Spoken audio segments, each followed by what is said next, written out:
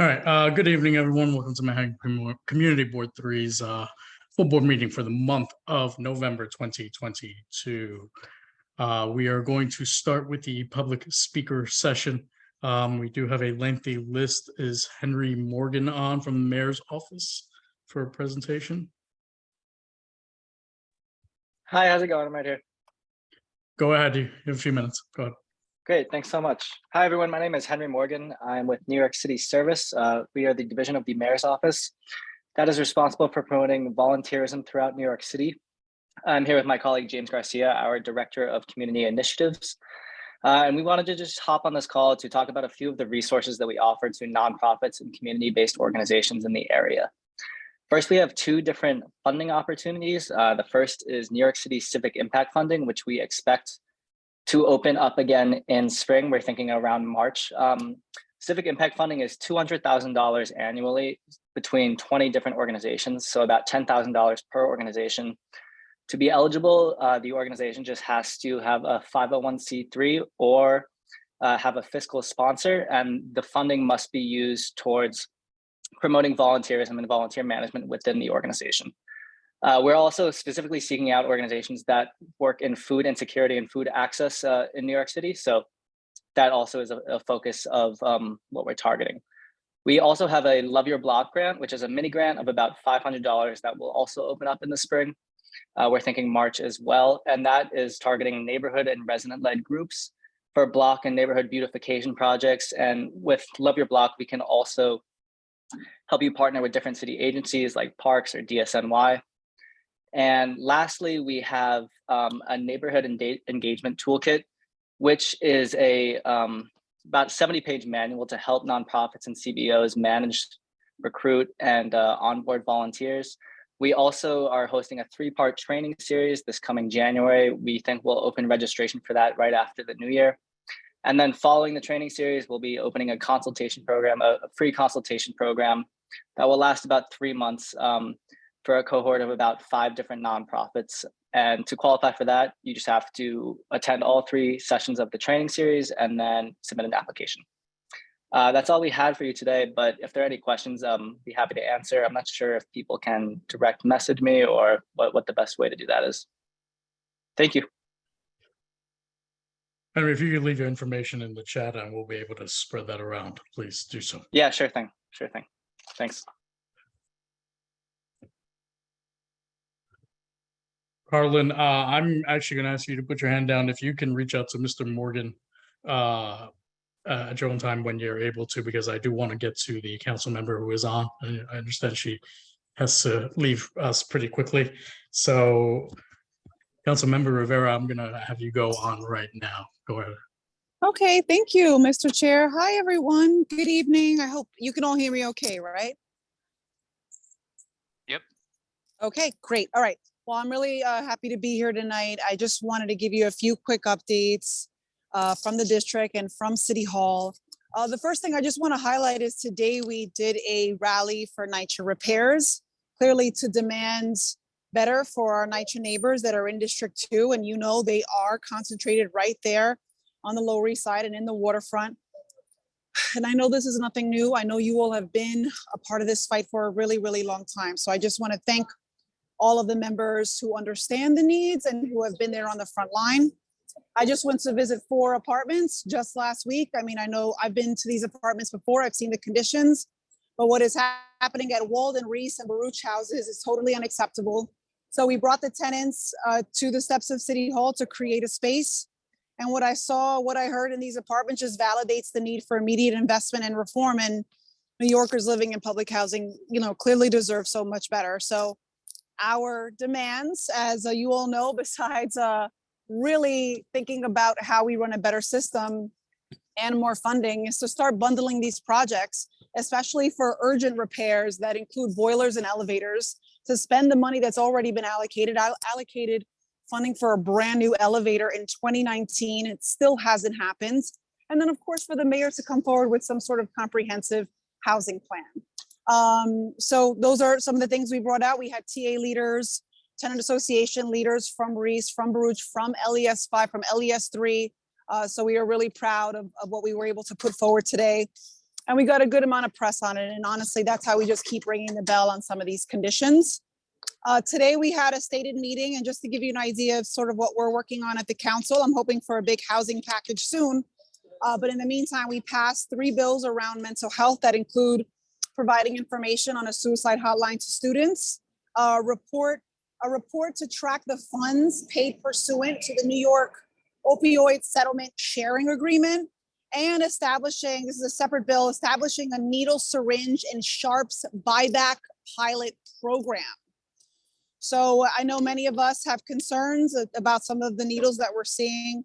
We're working very closely with Housing Works in terms of Tompkins Square Park. And I want to thank Community Board 3, NYPD, and sanitation and the Parks Department for coming together to also hear from residents about the conditions at Tompkins Square Park. We've put in funding for supplemental sanitation. We're trying to get more parks workers, which is, as you know, Parks is the most underfunded agency in New York City at less than 1% of the budget. So we're really all working together to get that done. I also want to thank CB3 again, because we're working with the Manhattan DA's office to host a gun buyback event at Gethsemane Church on East 7th Street. That's on December 3rd. Clearly, like, no law enforcement is going to be there. This is something they've done many, many times. It is to get guns off the street and offer cash, or to offer iPads. We have flyers, we have dissemination materials. Again, this has been done before. We're doing one in our district. We are trying everything in the book to try to stem the gun violence that has really, just been a part of CB3, and that we don't want to see another person lose their life like we saw in Campos Plaza just a few weeks ago. And so in terms of working on housing, I know maybe recently you saw the city news. They reported that over 88,000 rent stabilized units were vacant in New York City last year. Units are being left vacant. They're falling into disrepair while putting neighbors at risk with precarious conditions that include people squatting in homes, break-ins, vermin. So I've introduced legislation that will require landlords to report on vacant units as part of the annual property registration statement that's currently already submitted by property owners. And so we'll get HPD. It also mandates them to inspect no fewer than 15% of those units.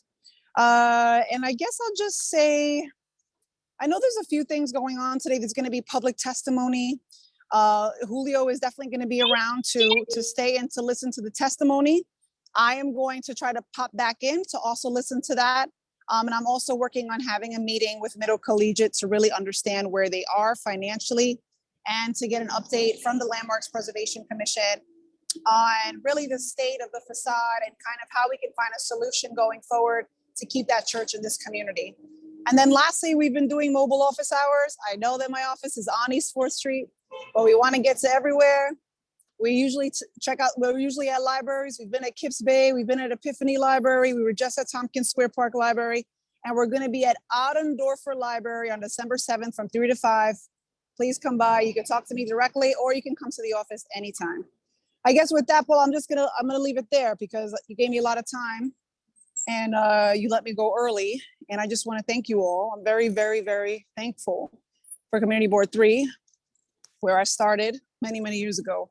And I appreciate all the time that you all give. So with that, do I take questions? What would you like me to do? You can take a few questions if you'd like. Okay.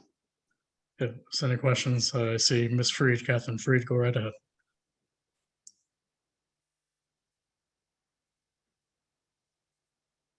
You may want to come off mute.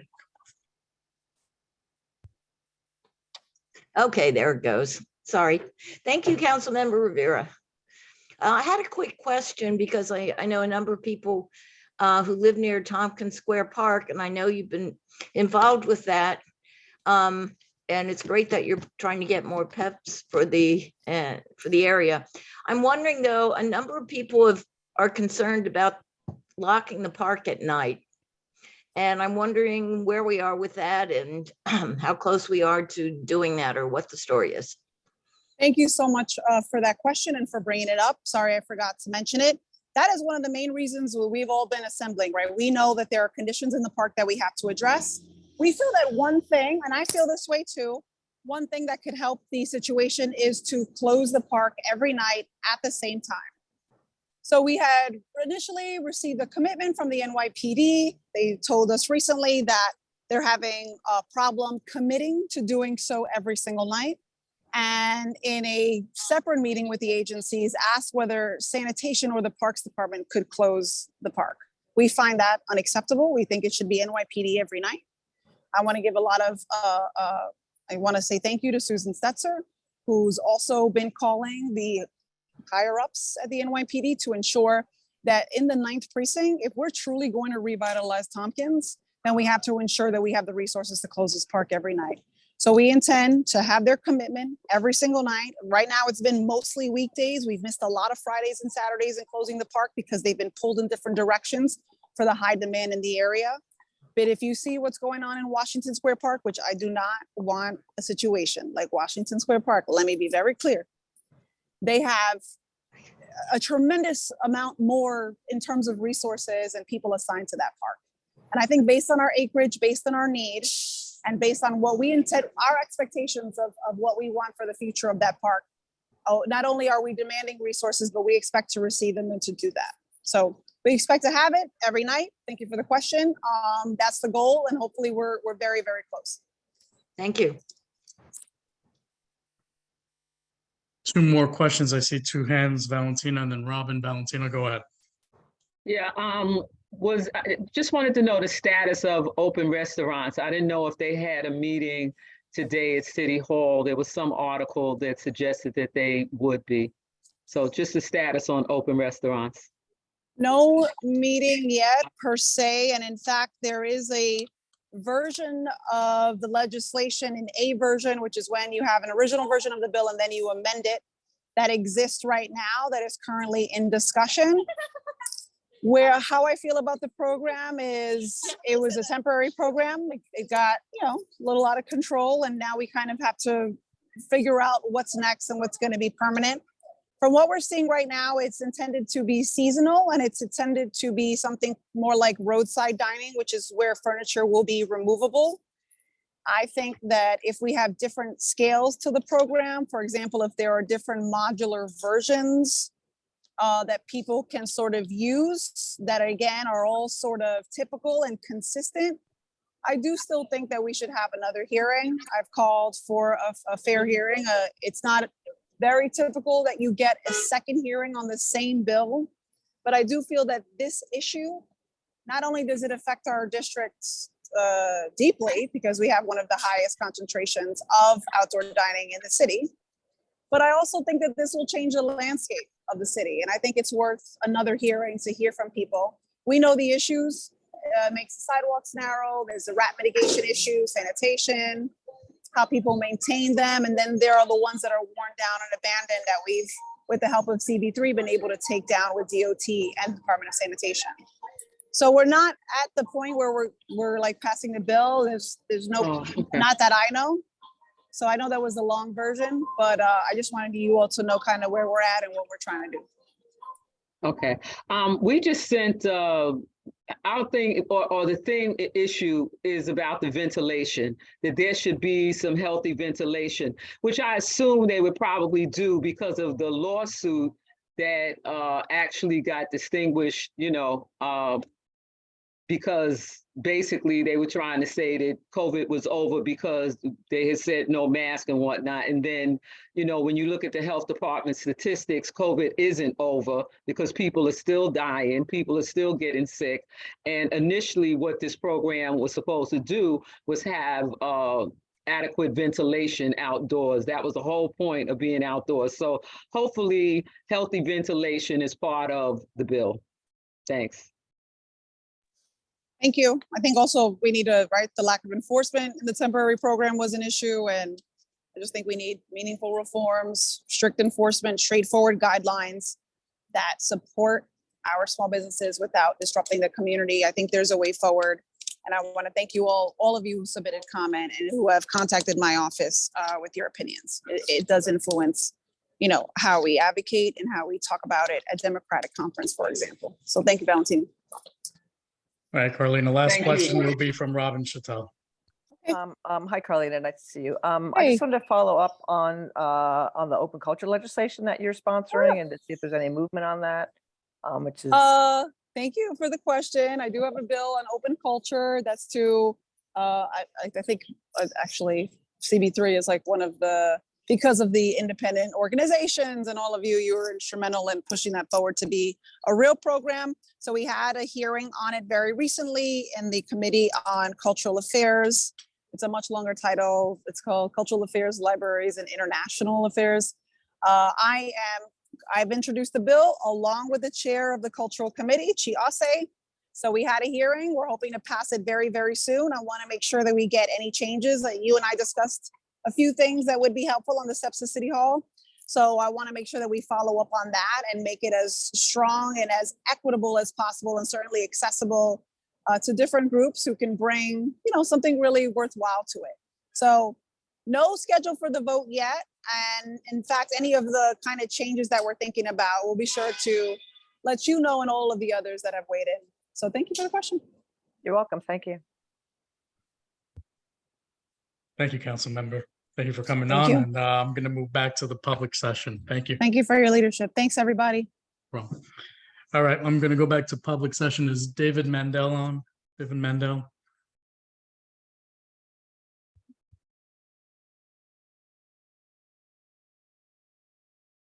I'll come back.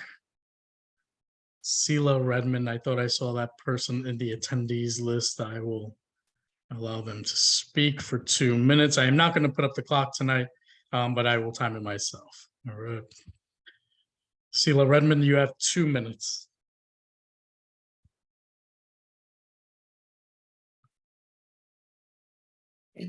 Good evening, everyone. My name is Sela Redmond, and I'm the Prevention and Wellness Coordinator at Educational Alliance Center for Recovery and Wellness. We're located on Avenue D between 3rd and 4th Street. And I just wanted to join just to share about our programming. We do a lot of prevention program in the schools, in the community. And we're also just really working to try to integrate and be more in the community by doing opioid overdose prevention, distribution of fentanyl kits. We also recently got donations for emergency contraceptive Plan B. So we're really just trying to get our name out there. So I just wanted to share, and I can leave my contact in the chat, but just hope to connect more with the community. So thank you. All right, thank you. You can put your information in the chat, or if not, please send it over to the office and we can share that information. Thank you. All right, next person I see on my list is Ellie Ryan. I will allow you to speak 2 minutes. Hello. Hold on. Okay, hello. My name is Allie Ryan, and thank you for letting me speak today. I am on the Friends of Tompkins Square Park Executive Board. Tonight, I like to call attention to Tompkins Square Park. Today, I counted 24 Big Belly trash cans, 9 open trash cans, 7 trash cans with lids surrounding the dog park, and 5 trash bags hanging on fences. We need more trash cans in Tompkins Square Park, preferably Big Belly trash cans. There were no trash cans in the multipurpose area, nor in the basketball court area, nor in the area where the old band shell used to be. We also call for Tompkins Square Park to be closed every night because it's standard operating procedure for other parks in Lower Manhattan. We also call for the capital project, the pavement reconstruction, which is in the construction phase, to be pushed forward. Please ask the Parks Department to pursue phase construction and share that with the public. The Field House capital project, which includes the bathrooms, started in March 2019, is supposed to conclude its procurement next month. Please ask the Parks Department to push this project forward. As you may have heard, Tompkins Square Park bathrooms have been labeled the worst bathrooms in the country. We need, like, I personally have never taken my children into those bathrooms because they're dangerous. We need clean bathrooms. And on that note, thank you. Thank you, Ms. Ryan. I am looking for Joseph Bourdouin. Am I saying that correctly? Yes, that's me. I'll go right ahead. You have 2 minutes. My name is Joseph Bourdouin. I am part of the Friends of the First Run, the dog park in Tompkins Square Park. I am speaking in regards to closing the park at night like it used to be before COVID. I go to the park early each morning to clean up the dog run because I find needles in the park, in the dog run, and other things, beer cans, closed by the dog park pool during the summertime because people are bathing in there supposedly, but it's just a lot going on at night, and I am requesting the park being closed again like it was before. Thank you. Okay, thank you.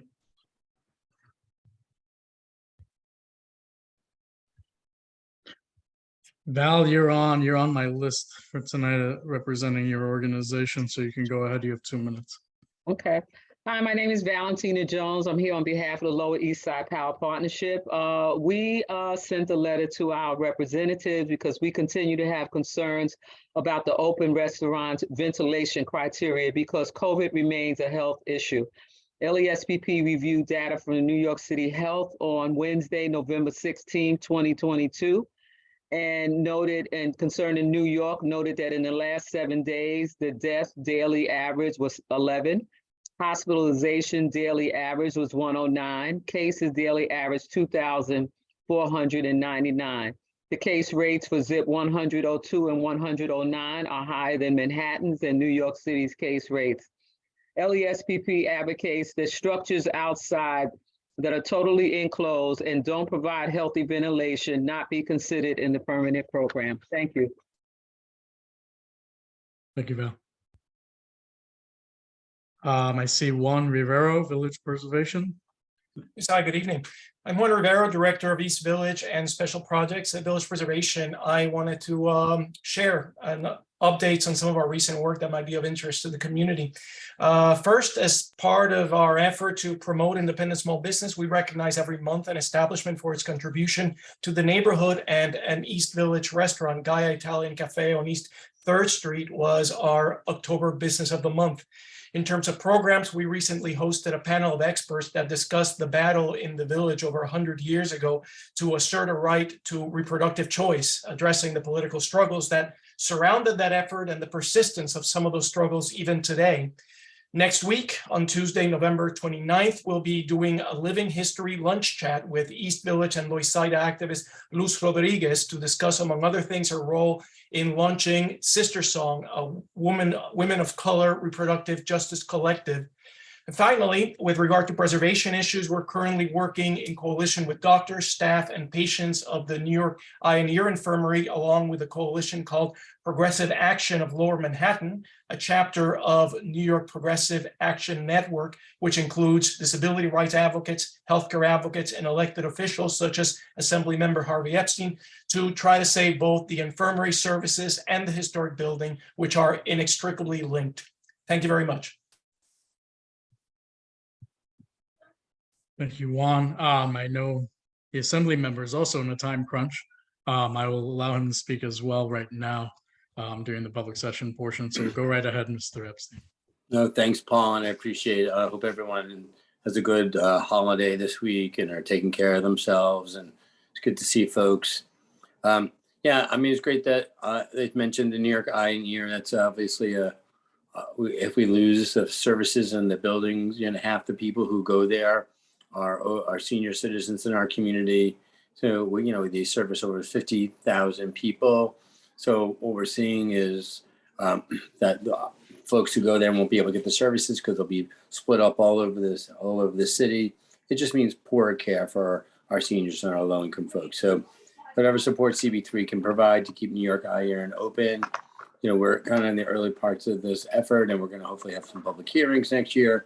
But it'd be great to have CB3 as a real partner. We know in our efforts to stop the closing of Beth Israel, really collaboration with community is really critical, and that campaign was successful, and we really need to work hard because we've lost too many healthcare facilities in our city and in our state. We had a really successful turkey drive for those people who do eat turkey. We were able to give out over 800 turkeys yesterday, and again, in the future, if you have families who are in need around the holidays, you should reach out. We've also been really successful on our clothing drive for our new migrants who have come to New York, working with our community groups and tenant associations, people like Power and Camille. It's been really, really eventful. We have a couple upcoming events. We're doing a forum on cannabis. And people noticed yesterday the state issued the first 36 cannabis licenses. And so we want to talk to people about how they can get from the gray market to the legal market. We also want to talk about the overproliferation of illegal cannabis stores all over our community and what we need to be doing to get the city's Department of Consumer Affairs to do something. The state already took steps in that direction. What the state did was issue orders to cease and desist from 200 businesses. Again, many of them are down in our community, and the city and the Department of Consumer Affairs really needs to take action. Look forward to CB3 taking some real affirmative plans around how we can get calls to 311 and get some of these illegal establishments stopped. Because honestly, if the goal, which is our legislative goal, was to ensure that community, people of color who had prior involvement with it when pot was illegal and were arrested, get those opportunities. This effort right now, which is overwhelming number of businesses, will really not allow them to have the full power of these licenses because of all these illegal establishments will take away all their business. So, and the last thing is I'll mention Tompkins Square Park. Our office has been working on this issue for months with the community board. We did a bunch of park cleanups. We brought neighbors together to help potentially start a Friends of. We had a meeting this week with the community board. And really, everyone's agreed that the park needs to be closed. It's a resource issue. We've got additional resources to cleaning the park, but we all need to do more. We need to push the city to do more. And we'll have a good holiday, everyone. I'm happy to take questions.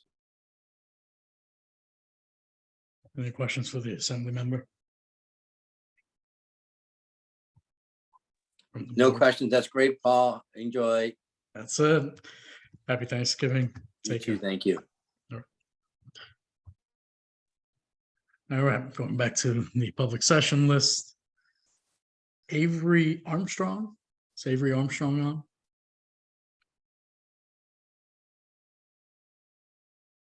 I'll call that person back. Mitchell Freely.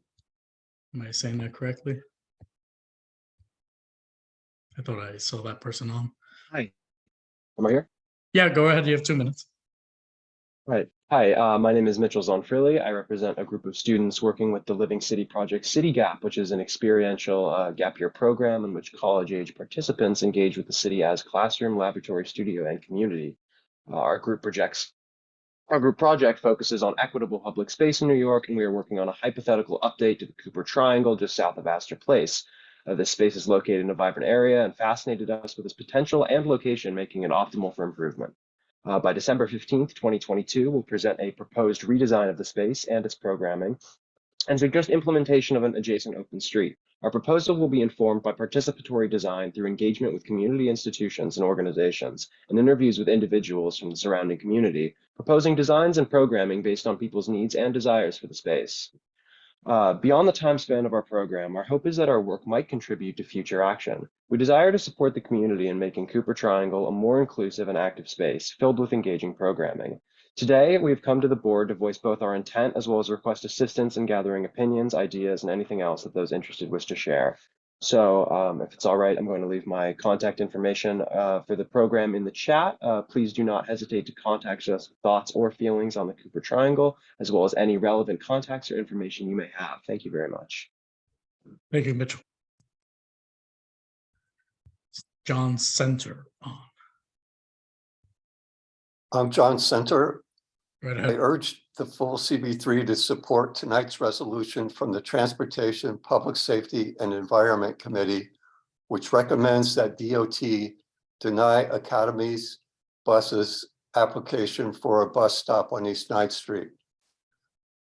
I live in a large residential building located 189 feet east of the proposed bus stop and previously submitted written comments and photos about this proposal to CB3. I also appeared at the committee meeting when this application was heard and resolution adopted. The committee addressed this one bus stop matter using a broad community district-wide perspective. I agree with all the points the committee makes in its resolution. I'd like to reinforce and augment them from an on-the-ground resident's viewpoint. If the stop is approved, our block may see 108 additional private bus or van trips each week. These would not serve the public, just NYU students and staff and a commercial company. These vehicle trips would create additional harmful emissions in an area that, like much of CB3, is underserved with green space. I believe this location is maxed out with respect to bus operations. It's well documented that the MTA has for many years had extensive operations, including major bus routes and a bus layover area near the proposed stop. That doesn't even count the nearby MTA subway lines. Finally, I wish that Academy and NYU would heed some of the recommendations in the committee's resolution.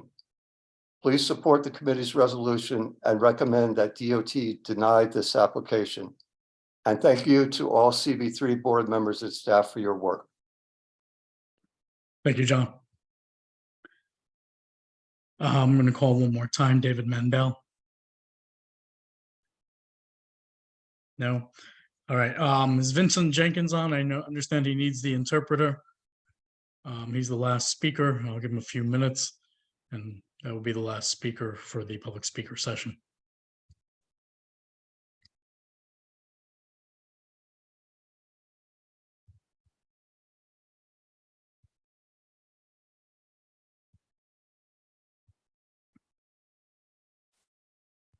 I'm going to promote you to. I'm going to promote him to panelist. I see him. Okay. Vincent, you're going to have to accept being a panelist. And how's that going to help? I don't know. Hopefully we can Then see he him. could turn his camera on and then we can see Yeah. him. Yeah. Otherwise we can't see him signing. I think the problem is that he's on. He's on. Was- We got him. okay. Vincent, you have a few minutes. Go ahead. Hello, That's not. good evening. Oh. Thank you to the committee board members. Good evening to everyone and the community board, board 3 and the leaders. My name is Vincent Jenkins, and I'm here to talk about public safety. The last training group for the Bush president, we had 50 million. for the senior citizens. And for the education, $25 million limit.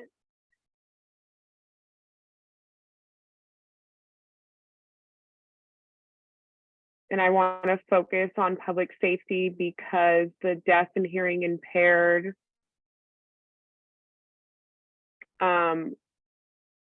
Are not feeling safe in not the East Village area where I'm from. and It's also not in safe China. Sorry.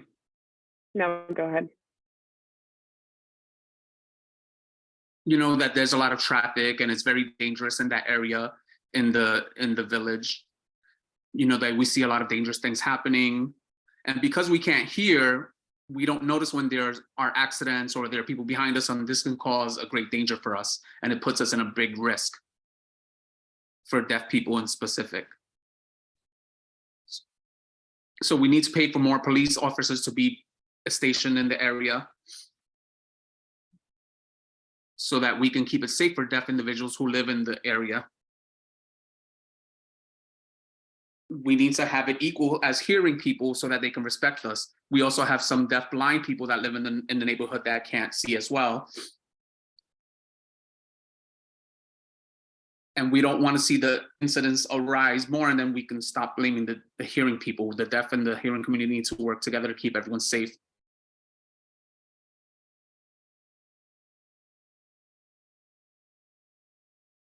That's the situation that I wanted to discuss today. Those are my concerns, and I want to thank everyone.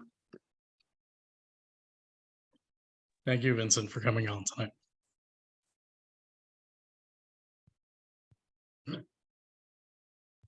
Yeah. Thanks again. All right, that'll conclude our public session for the evening. I think I got through everybody. Yep, I got through everybody. It was 11 names. I got through everyone. 10 people showed up. I think we're good. All right, we're going to move on to our elected officials reports. We've already knocked out 2. So we're going to start with Mayor Adams' office.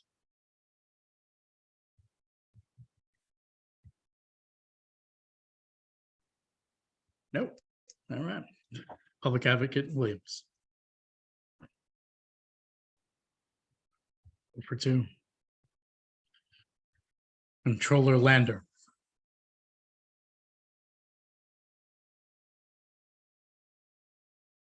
No.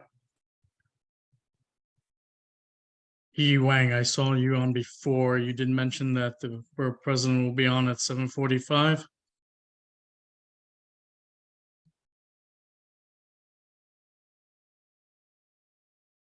We're going to have scheduling conflicts since the DA will be on at 7:30 for a while. That's correct. Okay, we're gonna keep it moving. See what happens. All right, Representative Velasquez's office.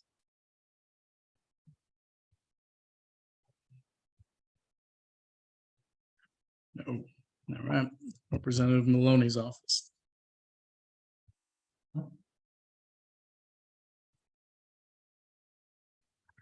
Right, Assembly Member News office. Good evening, everyone. My name is Colin from Yulin's district office in Community I-Zone. Just some quick updates for the past month. So just today, our office was able to collaborate with More Than a Meal and UA3 to provide over 300 turkeys and several hundred bags of groceries for people within the district. It was around the Roosevelt Park, and it was an amazing experience giving out everyone what they need for the holiday.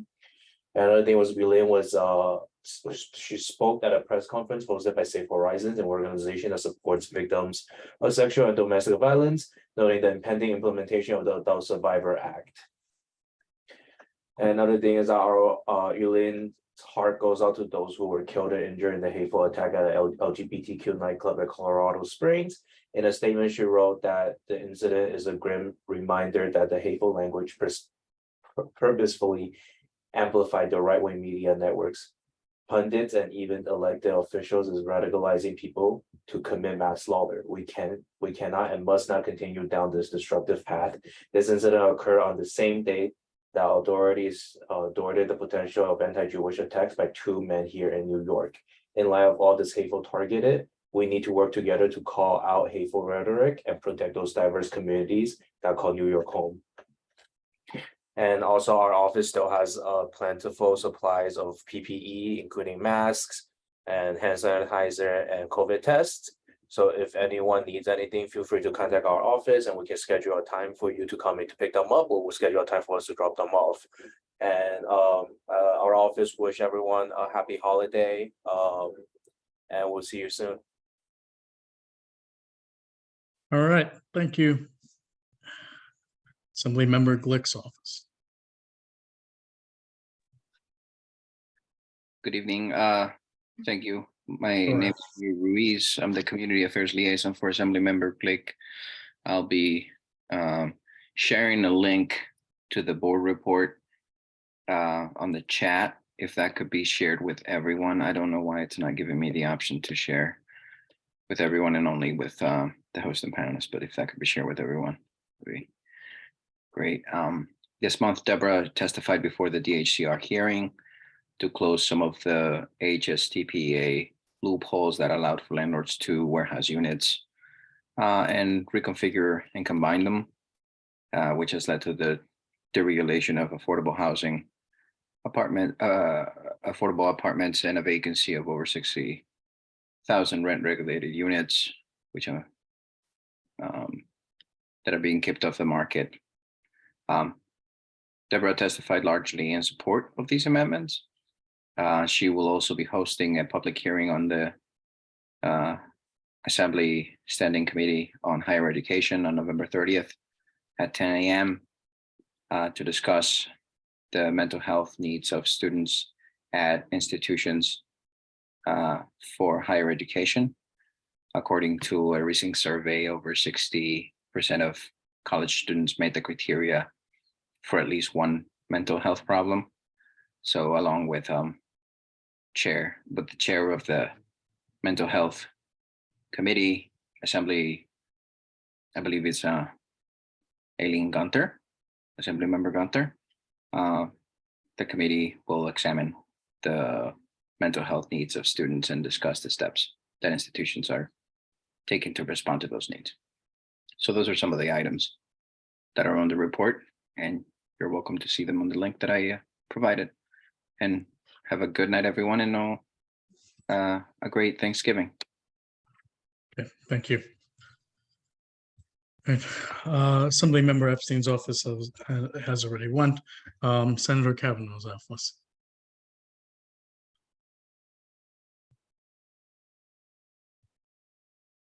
Nope. Senator Hoylman's office. Thought I saw Caroline on. Yep. Oh, there Hi, we go. everyone. Hi, Paul. Caroline Wexelbaum from State Senator Brad Hoylman's office. I just dropped our board report in the chat. I'll try to be brief. On Thursday, Thanksgiving Day, the Adult Survivors Act, which is Senator Hoylman's landmark legislation supporting the retroactive civil claims of sexual abuse survivors, it will go into effect for 1 year. This means that victims of sexual assault or abuse can confront their abusers in civil court, which will not only provide a path to justice, but also help identify predators in the institutions that may have protected them. If you or someone you know is looking for help filing a claim, you can call Safe Horizon, and the contact information is in our board report. The gun buyback event on December 3rd was already talked about. So I just wanted to quickly mention Senator Hoylman's new bill that would advocate for a study of long COVID and how it impacts the labor market, because the latest calculation is that $170 billion in lost wages has been documented due to COVID. So this bill would study that problem in New York State specifically. And then lastly, Senator Hoylman was horrified by the hate attack on an LGBTQ nightclub in Colorado Springs, which resulted in 5 deaths and multiple injuries. Senator Hoylman is working closely with the New York State Division of Criminal Justice on the implementation of his legislation, the Hate Crimes Analysis and Review Act, which was signed into law and will mandate the better collection of data about hate crimes. That's all. Happy Thanksgiving, everyone. Happy Thanksgiving. Thank you. Thank you. Don't see any hands. All right. It's Councilmember Marte's office on. Hello, hi everyone. Since we last met, our office has met with the Housing Protection Unit, a new department established at the Many Ideas office to investigate unlawful behavior from landlords. If you or anyone you know is going through harassment, please feel free to give our office a call at 212-587-3159. I will also share it in the chat. Our office has also met with the Link NYC team and shared with them some concerns that residents called attention to our office regarding the 5G towers that will be placed within our district. Unfortunately, there is already a set siting criteria that a tower has to fall under before it is placed permanently somewhere. Our office has been shared that siting criteria, and I would also be happy to share it to whoever requests it. The council Jennifer, member. I'm Yes. sorry to cut you off. You have a double sound going, so it's got a bad echo. Oh, really? Oh, maybe it's because of my headphones. Hold on. Sorry. Let me disconnect my headphones. Can you hear me now? We can hear you. You just have a bad echo. Okay. Would hold on. If you might have two Hello? screens on. It's going back and forth. She needs to mute one of her logins. Yeah.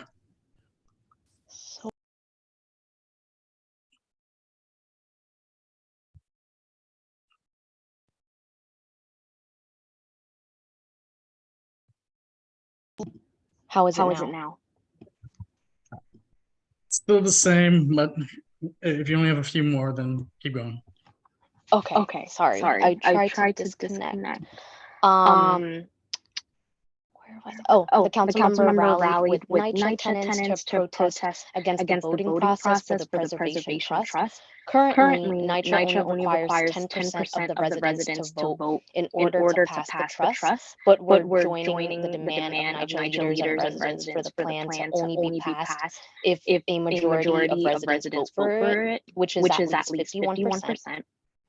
We also submitted testimony to NYCHA and other council members about this. The council member also met with local Chinatown leaders in collaboration with the Manhattan DA's office to discuss hate crimes, counterfeit sales, and public safety. Our office has submitted our first round of ideas for participatory budget. There's nothing for constituents to do as of now, but things will pick up again in January. Of course, you all will be notified when an update with that comes. And our office has been participating in turkey giveaways all throughout the district. Thank you to community partners for making it possible. We will be closed this Thursday and Friday after Thanksgiving, but are open 10 a.m. to 6 p.m. otherwise. Happy holidays, everyone. Thank you, Jennifer. You actually do have one question. I see Lee Berman's hand up. Lee, you're the only question, and then I want to go to the borough president who's signed on, and then Valentina really quick. Go ahead. Sure, I'll make it quick. And so going back to the Link NYC 5G towers, as most everybody has noticed, the ones that were approved by the city are out of context and out of scale with all the local neighborhoods.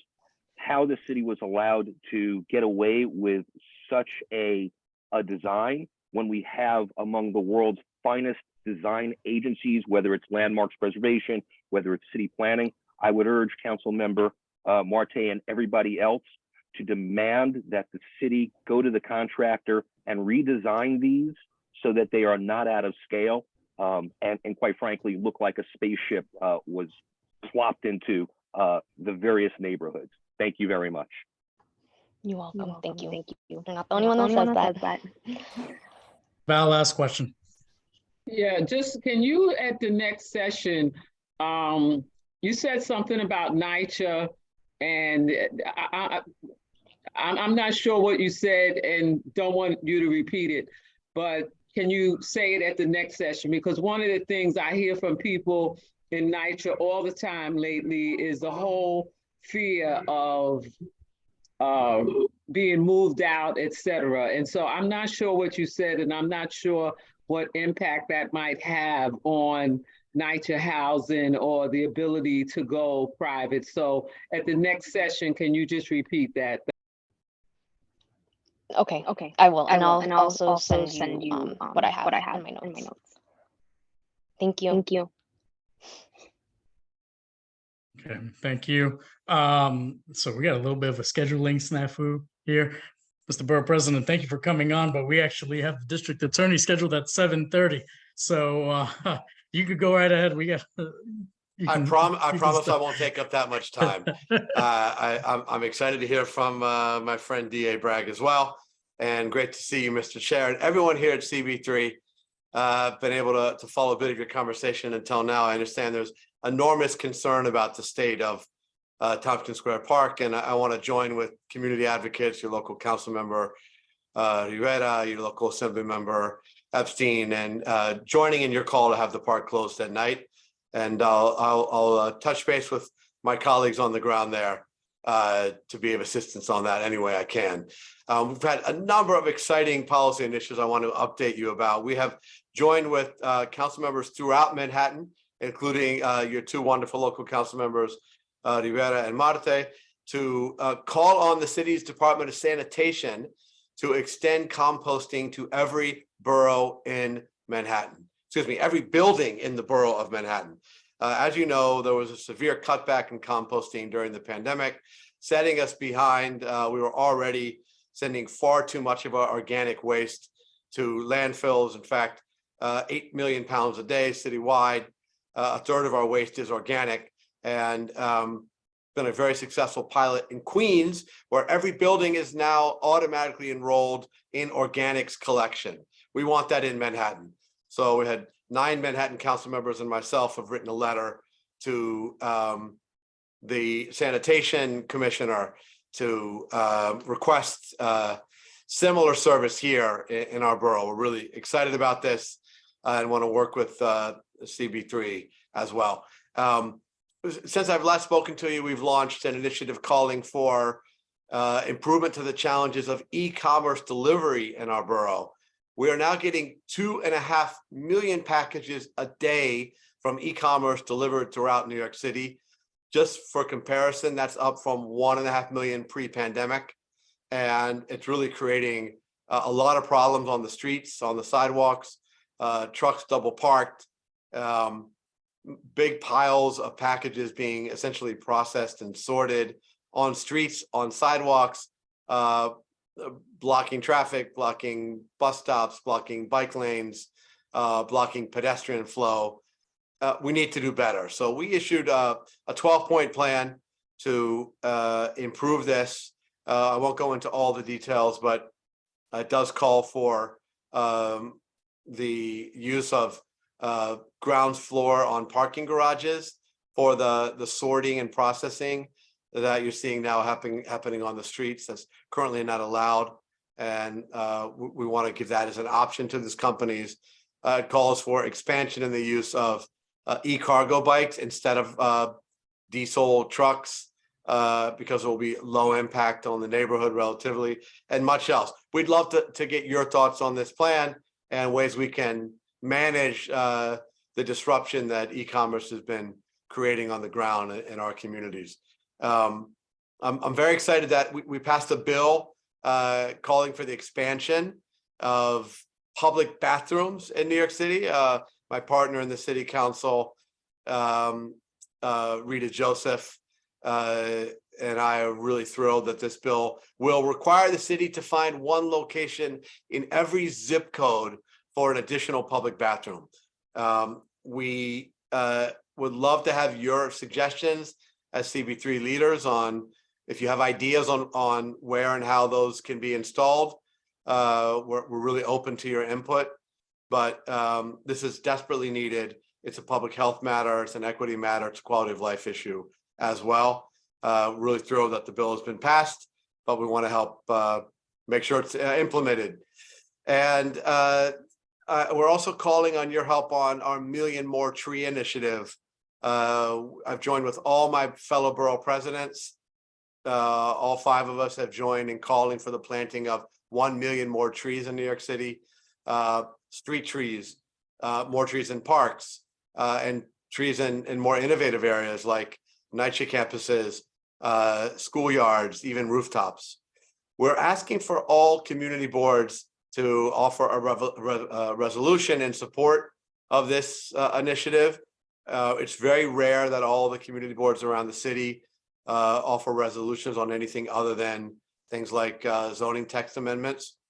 It would really make a big statement if we can do this, and really want to make sure that Manhattan leads on this. So we're asking CB3 to sign on with a resolution in support. And very quick, because my time is almost up, kind of 2 pieces of community board business. The emergency order from the mayor, which expired yesterday, was extended for another month or another 30 days, I believe, to December 21st. That means that for another month, CB3 can continue to operate in a fully virtual setting. We are prepared for that to expire at the end of this 30-day period, although it has been extended repeatedly a month at a time. It's actually challenging to have this uncertainty and every month to be wondering until the last minute whether you're going to have to revert to a hybrid operating model. We're going to continue to monitor this and update you. Finally, we had such an incredible response for our community board trainings last week. I think over 600, maybe approaching 700 participated. Great turnout. Thanks to all of you who could join. If you missed it, we're going to be running these again in March, so don't despair. And we're also working to get them available online to review the videos. Not the same as being part of the live training, but for some of you who would like that, stay tuned. We're going to try and make that available. So it's 7:30. I got up to the end of my time. I'll leave it to your discretion, Mr. Chair, whether you want to squeeze in some questions. I don't want to trample on our wonderful DA's time, so I'm happy to yield the floor, but it's your judgment call. Back to you, Chair Rangel. Thank you, Borough President. Unfortunately, I do have to go to the DA right now. I know 3 people do have their hands up in the chat, in the room. I would ask the DA's liaison, the Borough President's liaison, to have your contact information. We have E. Wang is here. She's our District 3 liaison, Community Board 3 liaison. She's wonderful. I'll ask you to put your contact in the chat. We're happy to follow up with Robin, Ms. Fennessy, and Eric anytime. Thank you. I appreciate that. Thank you for your time, and thank you for your patience with us, Borough President. I appreciate My pleasure. Great to see everyone. All right. Bye-bye Thank you. now. All right. District Attorney Bragg is on. Floor is yours. Thanks so much, Mr. Chair. I love the efficiency. I thought I was going to hear a little more wisdom from our great Borough President. I caught the end of it there. Really happy to be with you all this evening, and really want to salute all the great work that's going on in the community, and wanted to really kind of follow up on our conversation from earlier in the year, highlight some things that we've been doing, and then of course listen to your questions and concerns and have a dialogue.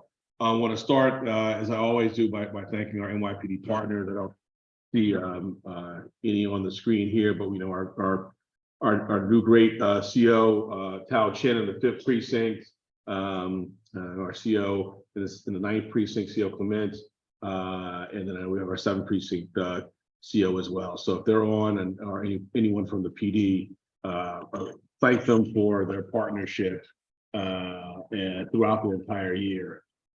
Just kind of sort of as sort of table setting, I wanted to talk about really what I view as the top priorities for the whole island: gun violence, hate crimes, sexual assaults and domestic violence, and then our quality of life issues like shoplifting and drug use. And for all of them, so the frame that we use here at the DA's office is, we want to prevent crime and reduce recidivism by kind of investing in our communities, investing in our people. And then we want to do targeted enforcement to hold people accountable today. So we kind of got the day, the targeted enforcement, and then the sort of the longer term functions as well. We've kind of applied those really kind of dual purposes and dual focuses to all the work we've done. I'll start with gun violence. It is, I think, the #1 issue facing the borough from a public safety perspective. The encouraging news is that shootings are down 19% in Manhattan, which is more than the 16% citywide decline.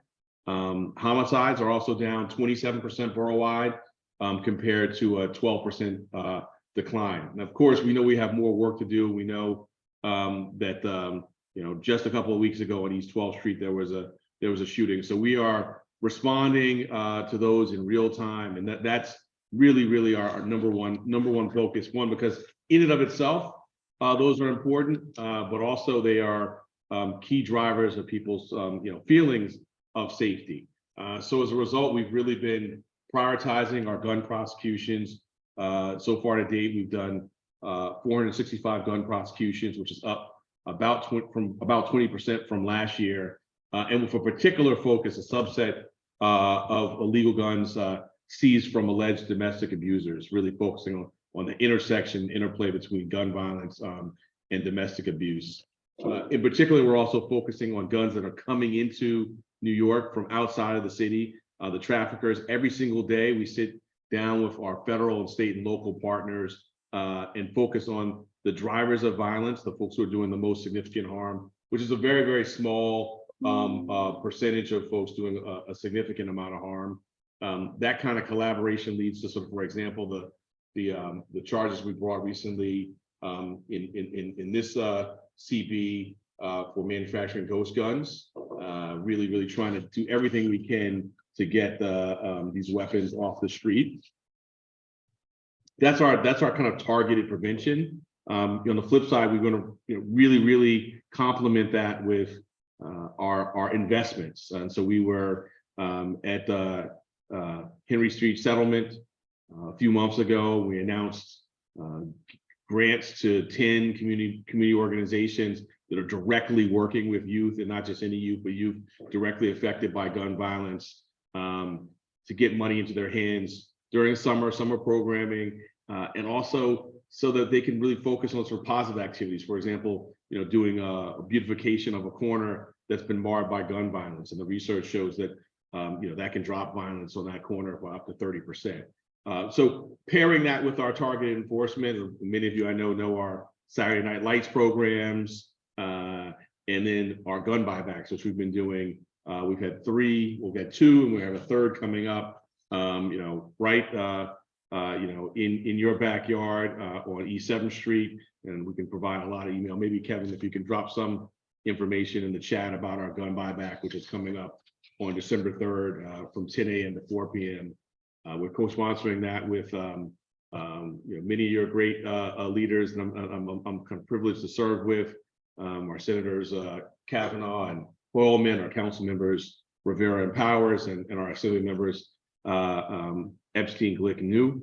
And I see Assembly Member Glick on, so thank you for helping with that. We had a good meeting earlier today with a lot of staff to really prepare for that. Last time we did this, we got more than 70 guns off the street. And I want to say in particular, because sometimes people think these gun buybacks are just guns that wouldn't be used, and guns, and we do get some old muskets and things like that, but we got some semi-automatic weapons, AR-15s last time, ghost guns. I mean, things that really are doing damage. So please help us spread the word about that. We'll put more about that in the chat group. So that to me is our sort of #1 issue, getting the gun violence really under control. And as I said, the numbers are encouraging. Second, I want to talk about housing. We started a housing and tenant protection unit not that long ago, about 5 weeks ago, really trying to meet the moment. I mean, a lot of the themes and sort of what we're focusing on are things that are sort of ticked up or are problems that have become more acute during or immediately after the pandemic. And we see that with affordable housing, which is directly linked to public safety and community stability. So we started a unit to focus on systemic tenant harassment. And then shortly after, about a week or so, we brought our first case against 6 developers that were defrauding the 421A affordable tax program. They were getting our hard-earned tax dollars, and we're supposed to be charging affordable rents, but instead we allege, it's an ongoing case, we allege in our indictment that they were charging above market exorbitant rents. So we want to continue to do that kind of work, complementing again sort of our more traditional enforcement, because if folks don't have a place to live, we've seen that kind of disruption and dislocation, what that means for all of us. Sex crimes and domestic violence, our third topic, having them guns and housing.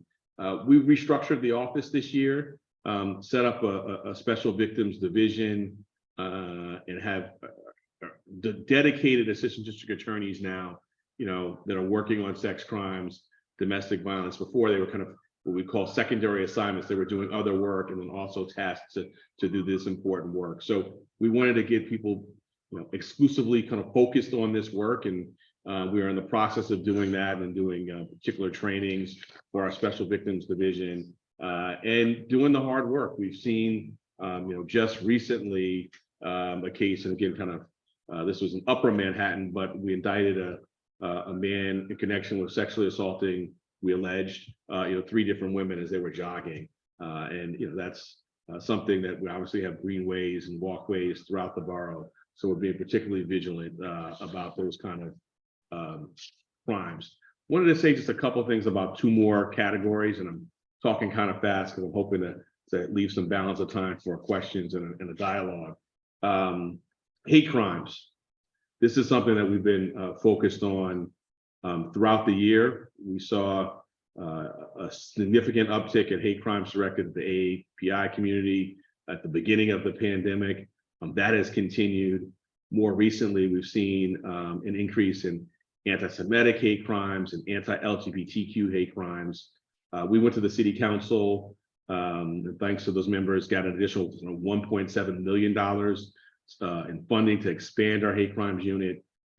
Both investigators, social workers, community outreach, language skills, just to really deepen and enhance the unit. And sad to say, they've been hard at work. Our docket is higher than it's ever been, and are really, really kind of tragic and sad cases. Just yesterday, I was standing with the mayor and the police commissioner and assistant director from the FBI, addressing the Penn Station arrests that were made over the weekend. And so we are actively handling that matter and prosecuting it. But it's disturbing, but I want to sort of assure folks that we have the resources. We've sort of sadly and tragically been preparing. And so we have the resources and are certainly going to be pursuing that. I mean, these were sort of 2 people, one of whom we alleged, tweeted about, shooting up a synagogue. And when we arrested them, we charged them with possession of a firearm, and they had Nazi paraphernalia. Very, very disturbing facts, but we have the resources and a really, really deep and talented hate crime and anti-terrorism team to pursue justice and accountability there. The last thing I'll address is sort of our kind of quality of life, shoplifting, the drug dealing, sort of the daily issues. I kind of see this. I was, this morning on the way to kind of pick up my family, kind of running out to school and getting my kids. I usually cook breakfast, but this morning I ran out to Starbucks to get them something because we ran out of time. And there was an emotionally disturbed woman who may have been homeless, I don't know, but was certainly, even from a lay perspective, struggling with mental health issues. But creating real disorder and fear outside of a coffee shop. With scissors in her hand and things like that. So I'm seeing this kind of in my everyday travels. I know you are, and I know you've got the issue with kind of drug dealing on 11th Street between Avenue A and B that often can come up, kind of side by side in conversations when we're talking about shoplifting.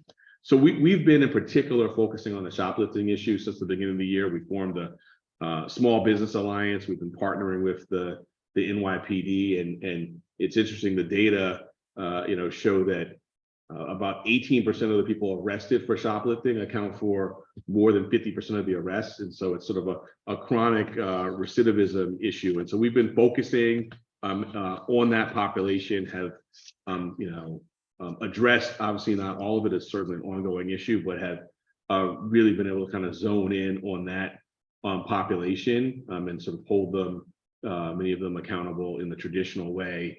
We also have a number of investigations of sort of larger scale fencing. Many of the folks who are taking products are doing it for resale, not dissimilar to sort of organized crew. And so we have a number of investigations where we're following the money and following the contraband, and And I think those will have, when we announce those and able to bring them down, a significant deterrent effect.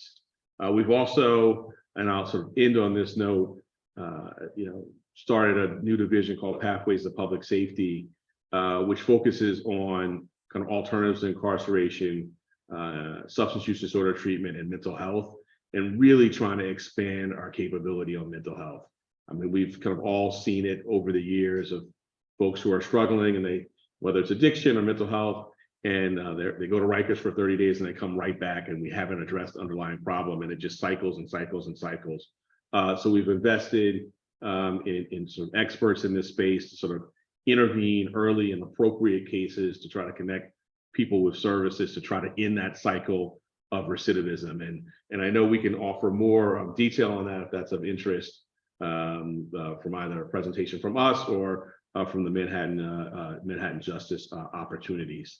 So that's just an overview of the many, many things going on. I haven't touched on our white collar enforcement, which may be of interest to some, but why don't I just stop and leave it there and turn it back to the chair, and the chair will tell us if we've got time for questions or comments and things of that nature. So thank you so much. Thank you, DA Bragg. You have quite a fan club. There's a few hands raised. I will knock these all out right now. Please, if you have any questions with DA, please raise your hands right now. I'm going to start with Kay Webster. Kay, go right ahead. Thank you, Paul, and thank you, DA Bragg. How come we can't get the K2 sales out of Sarah Roosevelt Park? They're embedded, they get arrested, they come back. When we talk about mental health, this drug really destroys people's minds. We have had people who used to help us at the park. They were in good shape. They were struggling, but their minds gone after using whatever the chemical combination is in the K2 in particular. And they're open, selling out in public, daytime, nighttime.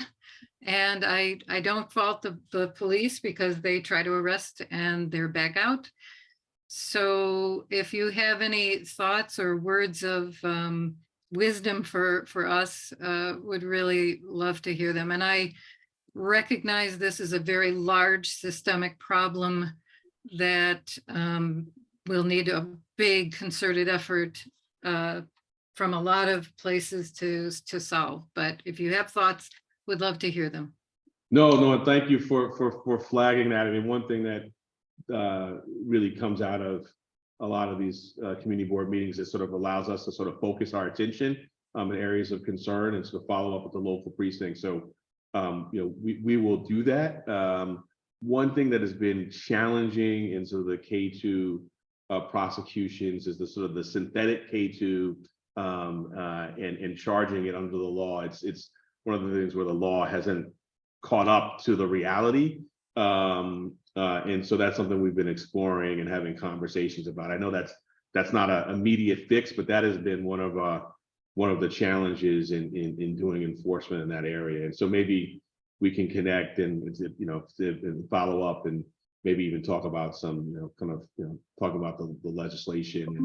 And we've had some of the conversations, but joining together in those would be very helpful, I think. Whatever has to happen would be really good because it's been years and we've had murders connected to high profile murders connected to this. And it's just not okay. It terrorizes the community and it's not good for anybody. Thank you. Thank you.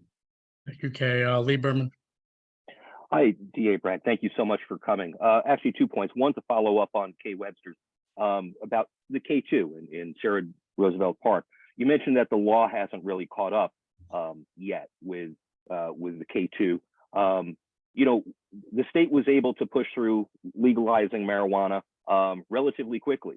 As Kay mentioned, the K2 dilemma has been going on for much more than 10 years.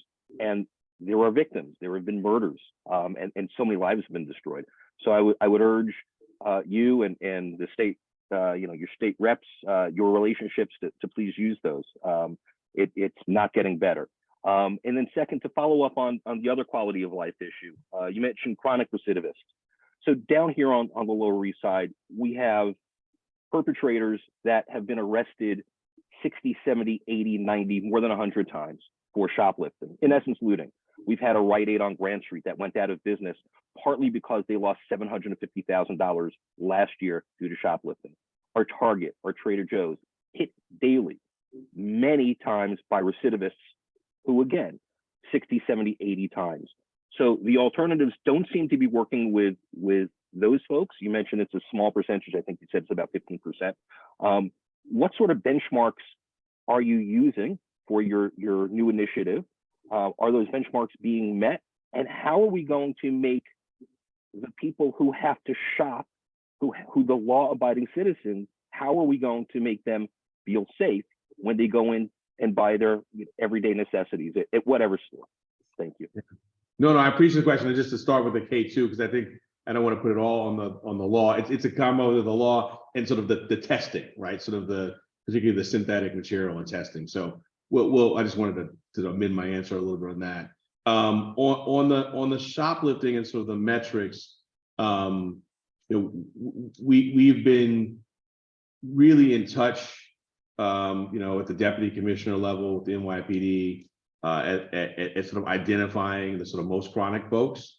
And I think, even at Compstead a couple of weeks ago, Manhattan South was sort of commending us for sort of taking that data, and it's a lot. And I'm not saying we've solved it, but we've gotten some of the chronic folks held accountable. The other way we've been doing it, because obviously just kind of having data has got to be complemented by sort of on the ground.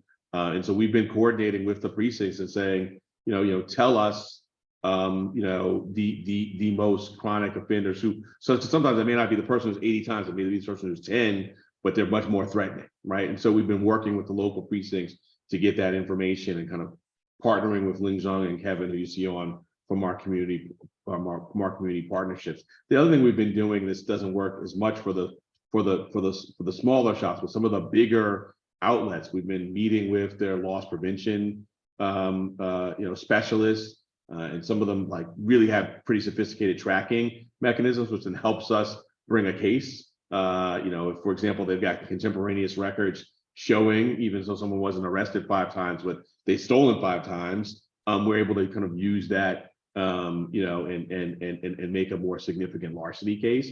So we are doing that, and it's sort of certainly for the people who are very chronic and opportunistic. We're using kind of the traditional methods. I will say though, I don't think in terms of kind of fully addressing the whole problem through arrest and incarceration is not going to get us all the way there. We really, a number of the folks we're seeing is kind of really chronic mental health issues, and so we've been advocating to sort of expand our capacity in our system. We have cases that come in and the person goes, gets released and doesn't get that treatment, and without that, they are then back and doing the exact same thing that you're seeing. So I think it's both. I think it's sort of, as I said earlier, sort of the traditional sort of accountability, paired with investing in communities and people. That's what we're doing. We can connect, and continue to sort of coordinate with your local precincts. You've got 3 for this community board, and I think we are set to sort of do some very significant sort of investments in the mental health infrastructure. We've been talking to both City Hall and Albany about partnering in that. So I am cautiously optimistic about really making some strides in the near future.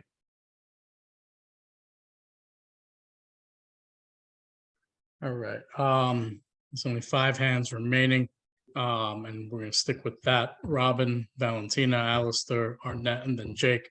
Robin, go ahead. Hi, thank you so much for your hard work and dedication. I also live on the Lower East Side, and like Kay, there's drugs all around us. It's more hidden, I suppose, than in a public park in some of the housing projects in the neighborhood, and there have been instances of petty crimes and larceny crimes, but also recent, one of those mentally ill people you're talking about just recently died, who was on our street every day from a fentanyl overdose. So those kinds of things are concerning to us here. and it is not as safe to walk the streets. Also, I'm sure that you probably very aware of this sort of new problem that's arisen, which is because marijuana is, legal, how more and more underage users, teenagers are getting their hands on it, and buying joints from bodegas. Like you used to be able to go and buy, a 6-pack of beer. I don't know if that is something that that you're thinking about at all. As a parent, it's very concerning to me that my son can walk into my local bodega and buy a joint. So I'm sure that you're probably aware of that. I know it's probably a whole nother level of crime that you have to worry about. And lastly, I just want to say also, we talked about Tompkins Square Park here earlier and the drug use and crime that's going on there, but we are also now on the Lower East Side, starting to get tent cities under the Delancey Street Bridge. And there's a concern about safety for that. You can't walk on those couple of streets anymore. We don't know if the people living in them are just houseless or mentally ill and in crime from there. I don't know if that's something that we should talk to our local precinct about, or if it's a much larger citywide issue. So maybe I'll kind of start with the marijuana.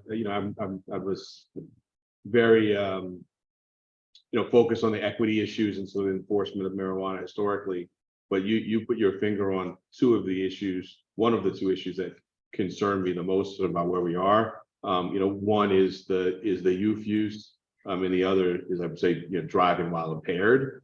And so have been focused on those in terms of from a kind of a policy perspective. In terms of sort of enforcement, and you mentioned sort of the days, I can tell you're a long time New Yorker of going to youth being able to go and get the 6-pack from the corner store. It's the sheriff's office, and that's where we've kind of been kind of directing people to that have oversight over kind of tobacco sales, and many of the places that are doing the marijuana sales have tobacco sales. And so I think it's sort of really directly in their bailiwick in terms of sort of direct enforcement. And something I should mention, you mentioned the sort of encampments and things of that nature, something that we've done in Central Harlem under the leadership of the BID, the Business Improvement District there, that we're encouraging other neighborhoods to do and looking to partner with, is the BID created what it called a hub, where it got storefront space donated from a business, and then brought in the district attorney's office, the police department, homeless services, HHC with clinicians, Department of Buildings, because much of the conduct was taking place under scaffolding that was not appropriately approved.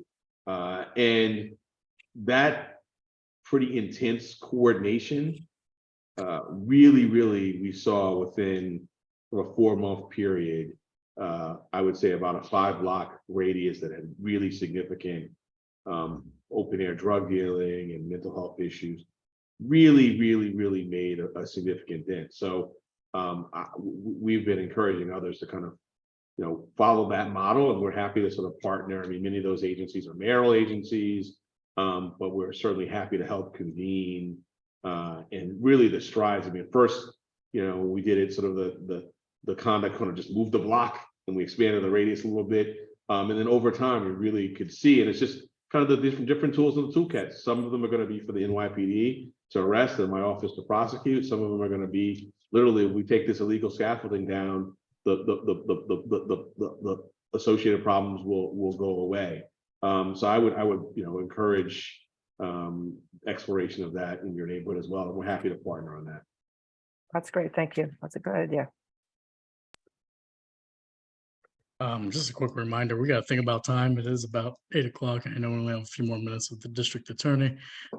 So I would ask to make your questions succinct so we can keep it moving. And I know we have Assembly Member Glick is also on, so I do have to go to the Assembly Member right after. Val, go right ahead. I'll try to be brief in my answers too. I'm sorry. All right, mine are 2 short ones. I think there's been a commercial or advertisement that you're not prosecuting something, but not prosecuting certain types of things. And my thought was, as I listened to it, I think they're just trying to scare people. And so I just wanted to hear from you what it is that you're not prosecuting, if that's correct or not. And the other thing is, in terms of the alternatives to incarceration, you know, one of my thoughts on this is that you want to have some kind of healthcare providers involved, because I used to work with people and regularly had people that had committed crimes on drugs, et cetera. And so often it was folks that did not, that a part of why they now had a felony conviction was because they did not take their medication, because they did not want to be labeled as crazy, and they felt like taking the medication meant they were crazy, so they didn't take the medication. The voices got going and they shot somebody, have a felony conviction. So how are healthcare providers involved in the alternatives to incarceration? Because I think that mental health is an issue, and I really, you know, it's really sad when you hear somebody with a mental health problem didn't take their medication and now they have a felony conviction. So that's my two things. Is there anything that you're not prosecuting? Just explain that, because I think these ads were intended to scare people, and I didn't think they were exactly real, but I think they knew what they were doing and scaring people. So hopefully you can shed some light on that to help people to feel better about the whole situation. Sure. So what is true is that we are prioritizing our prosecutor resources on violence, right? So I started with gun violence, and I think that's why we've seen some real progress on shootings and homicides going down. Talked about hate crimes, meaning those are violent. Talked about sexual assaults. So that is true. We are focusing, and I think those are the most significant, and those are criminal issues. On some of the other issues that don't rise to the level of criminality, we're kind of involved in endeavors like this sort of this hub. I mean, trying to connect people with services, so we can have our resources and use them on things that really are about, direct harm to folks. On the kind of healthcare, I mean, we do that. I mean, with cases that are sort of in our, that we do bring in charge. We have a great witness aid services unit that is providing services to victims and witnesses, and we are connecting defendants where appropriate to services. And I think that's an important feature of the hub was that we didn't just have Department of Buildings and Homeless Services and the DA and the police department, but we had clinicians. We had people with healthcare backgrounds also going out and serving the community. I think that's why it worked. And kind of which tool in the toolkit to use depends upon the particular factual circumstances presented. Thank you. Thank you, Alistair. Thank you. Thanks again, DA Bragg, for coming to our community board meeting. A few questions for you. The first one being, you mentioned some statistics that crime has gone down, gun violence has gone down, but you didn't refer the baseline. Is that from last week, last month, last year? Overall, I still feel crime is at an all-time high. I go in the subway, I don't like it. I see people around, I see the news. It doesn't feel to me that crime has gone down at all. Second of all, I want to ask you regarding the dispensaries that are all around the city. My understanding is that these dispensaries are illegal operators. They take cash, they don't provide receipts, they don't have licenses.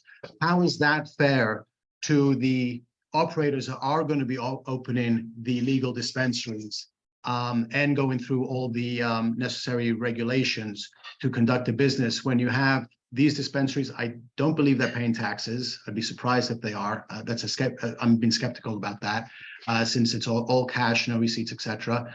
What are you going to do about these quote illegal dispensaries that are popped around and make it fair for the people that want to come in and conduct some business in New York in the proper manner? And thirdly, as you said, mental health is a main problem here in the city. Is there any investigation at all that's going to be conducted into the de Blasio administration that spent over $1 billion in mental health? And during that time, I think mental health was the worst we've ever seen in this city. I don't know where that money went. I don't know if other people know where it went, but is there any investigation in that? And those are my three questions. And thanks again for being here. Sure, thank you. So on the first, I apologize. I should have given the baseline. they're year to date, year over year, so compared to last year. So your feeling is spot on, right? Is we are down on shootings and homicides significantly from last year, but you know, everything has up since the pandemic. So you know, we're trending in the right direction on that. It's encouraging, but it's certainly not where we need to be. The goal is to get back to, you know, the pre-pandemic when we really enjoyed, you know, a period of significant really decrease in both crime and incarceration. And then also, I mean, I just talked about two types of crime, right? We are still have, you know, kind of, you know, significant work to do on, you know, assaults, sexual assaults, domestic violence, where those are still significantly up. You know, obviously in Manhattan, but also citywide and nationwide. So that's the baseline, and certainly more work to do there. Dispensaries, there are a number of regulatory issues, a sort of regulatory gray space. You're right. I mean, we just the regulatory regime is not set up, so people who are operating now are operating kind of outside of it. I know that the city did some, particularly for the trucks that have been idling, did some towing of those trucks as one way to enforce. I know the sheriff's department is being called for the number of the dispensaries are also selling tobacco, and then the city's the Department of Consumer Affairs. Because of sort of the regulatory gray space, it's not something that really kind of lends itself to you know, clean criminal enforcement. Although the tax issue is something that we can look at. On Thrive, I'm not sure. I think there was a controller audit. I don't know the answer.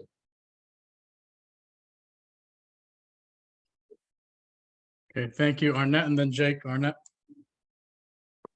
Hi, good evening. Sorry, I sound awful. I have a cold. Good evening, DA Bragg. Thank you for coming. I'm a long time Lower East Side resident, born and raised here. My mother was born and raised here.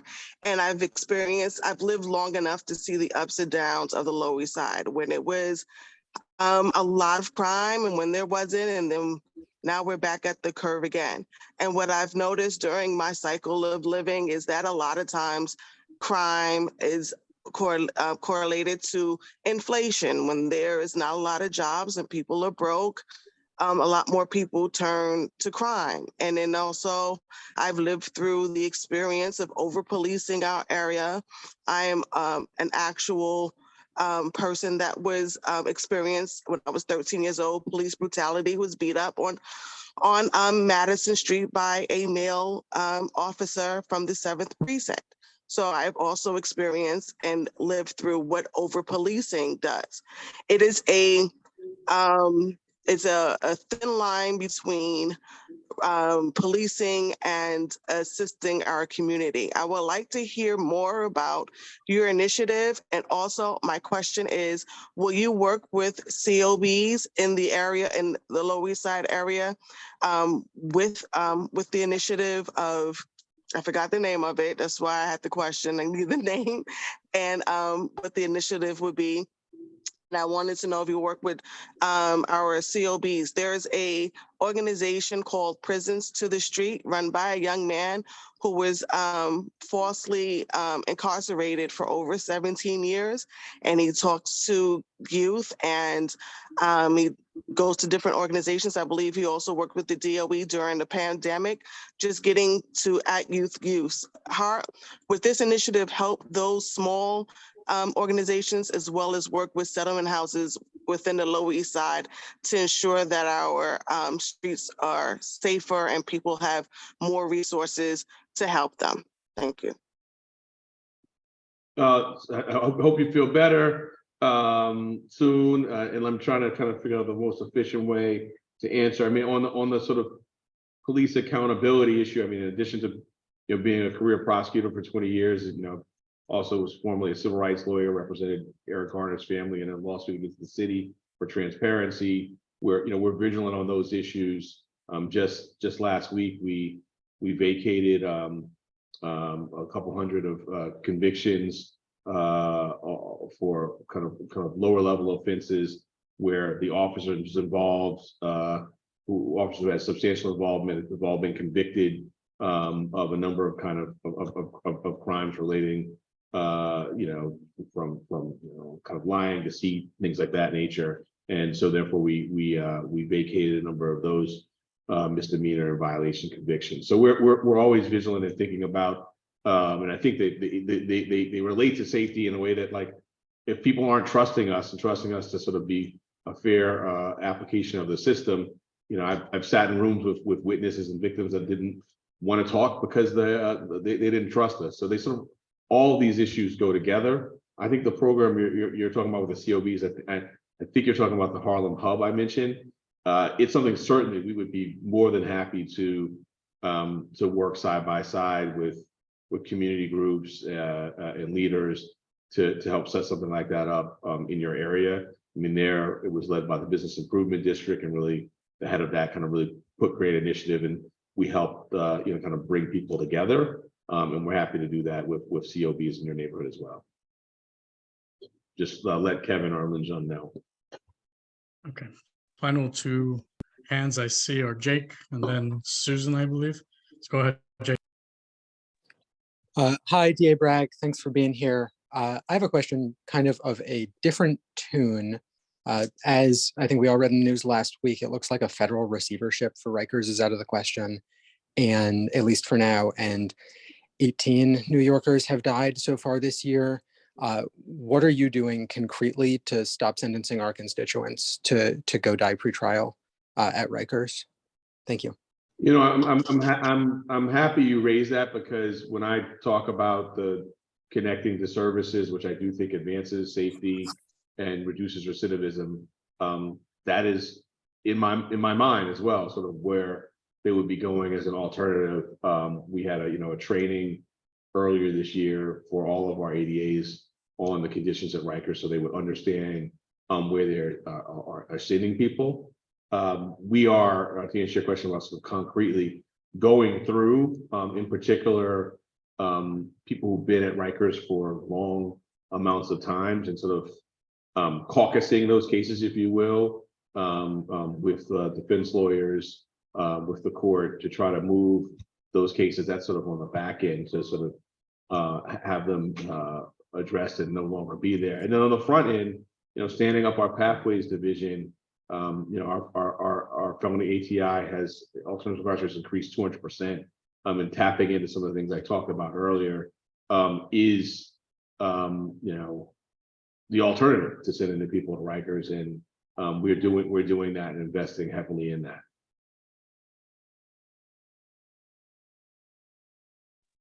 All right, final question. Go ahead, Susan. Not to address now, because I don't want to take the time. But we had been in talks with your office regarding setting up, I guess it's like the hub, coalition with our Henry Street and other providers. And I think it got very busy, but we would certainly like to continue speaking with your office about that. Great. Well, okay. So Kevin and Linjon, we'll pick up if you made me direct message one of them, so they'll have your information. They know me really well. Okay. All right. All right. I think that's going to wrap up everything. DA Bragg, thank you for coming on tonight. Appreciate it. I know you reached out to us a couple of weeks ago to come on, and we appreciate you coming on and speaking with Community Board 3 tonight. Thank you. Thank you so much. Thank you for all your work. Have a great night. Thank you. Have a good night. That actually will conclude our public official session for the evening. Thank you, everyone. Let's move forward to the roll call vote and the approval of minutes for month of September 2022. Larissa, it's all yours.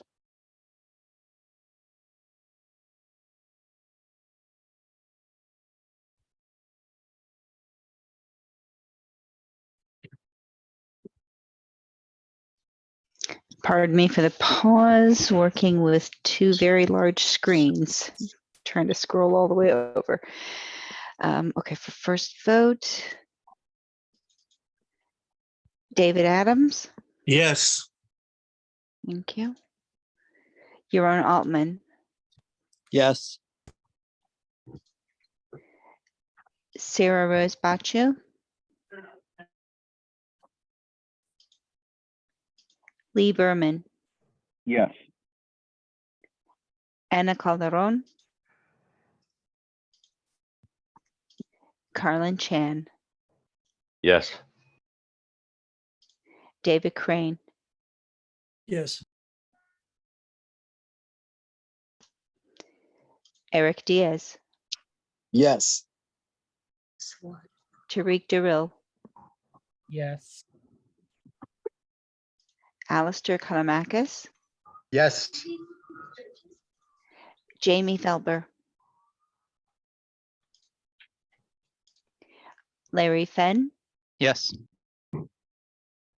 Shirley Fennessy, Yes. Catherine Freed, Yes. Ryan Gilliam, Yes. Deborah Glass, Jake Gold, Yes. Andrea Gordillo, Yes. Keniel Hernandez, Herman Hewitt, Yes. Trevor Holland, Yes. Valentina Jones, Yes. Jeanette Kim, Yes. Michelle Coopersmith, Mei Lee, Yes. Wendy Lee, Yes. Alicia Lewis Coleman, Yes. thank you. Amanda Liu, Yes. David Louis, Yes. Laura Lugo, Yes. Paul Rango, Yes. Damaris Reyes, Yes. Richard Ropiak, Yes. Thomas Rosa,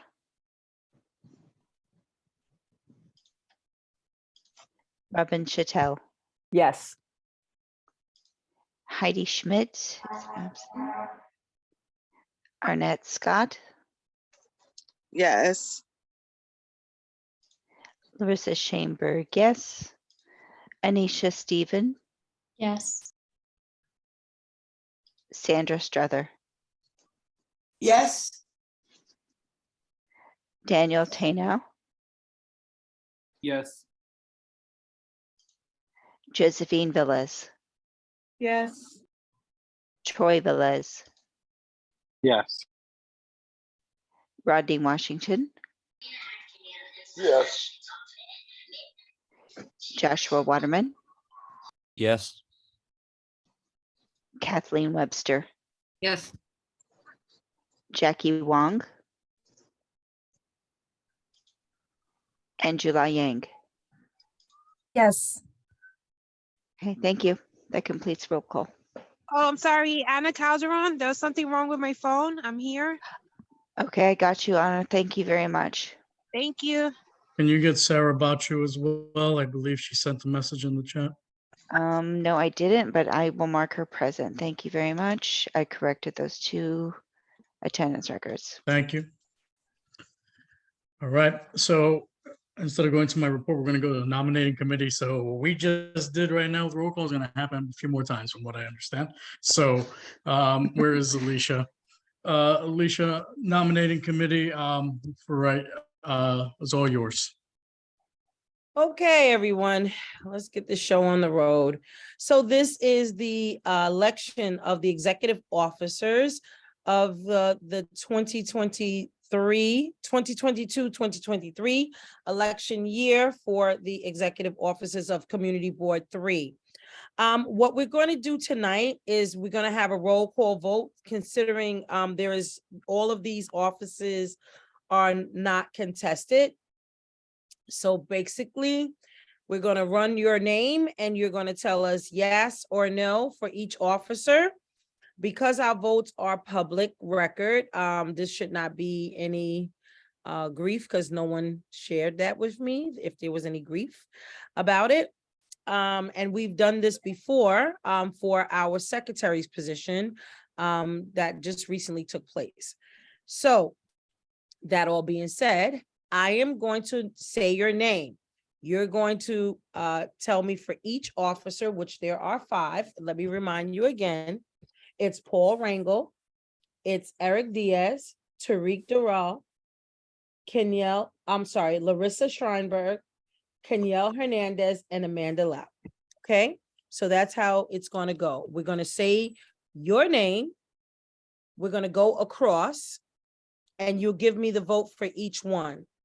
As I conclude to the last person, when I get down to the roll call, when I conclude that, the nominating committee and myself will have a call. We will go on a conference call and make sure that we all heard the proper votes.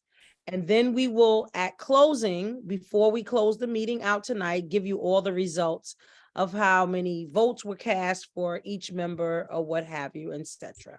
So I will read, Larry will record what I say, Josie will record, Laura will record, and Mr. Washington, Rodney will record as well, okay? So that everyone is clear on what we're doing tonight, all right? So let me just get my sheet up here.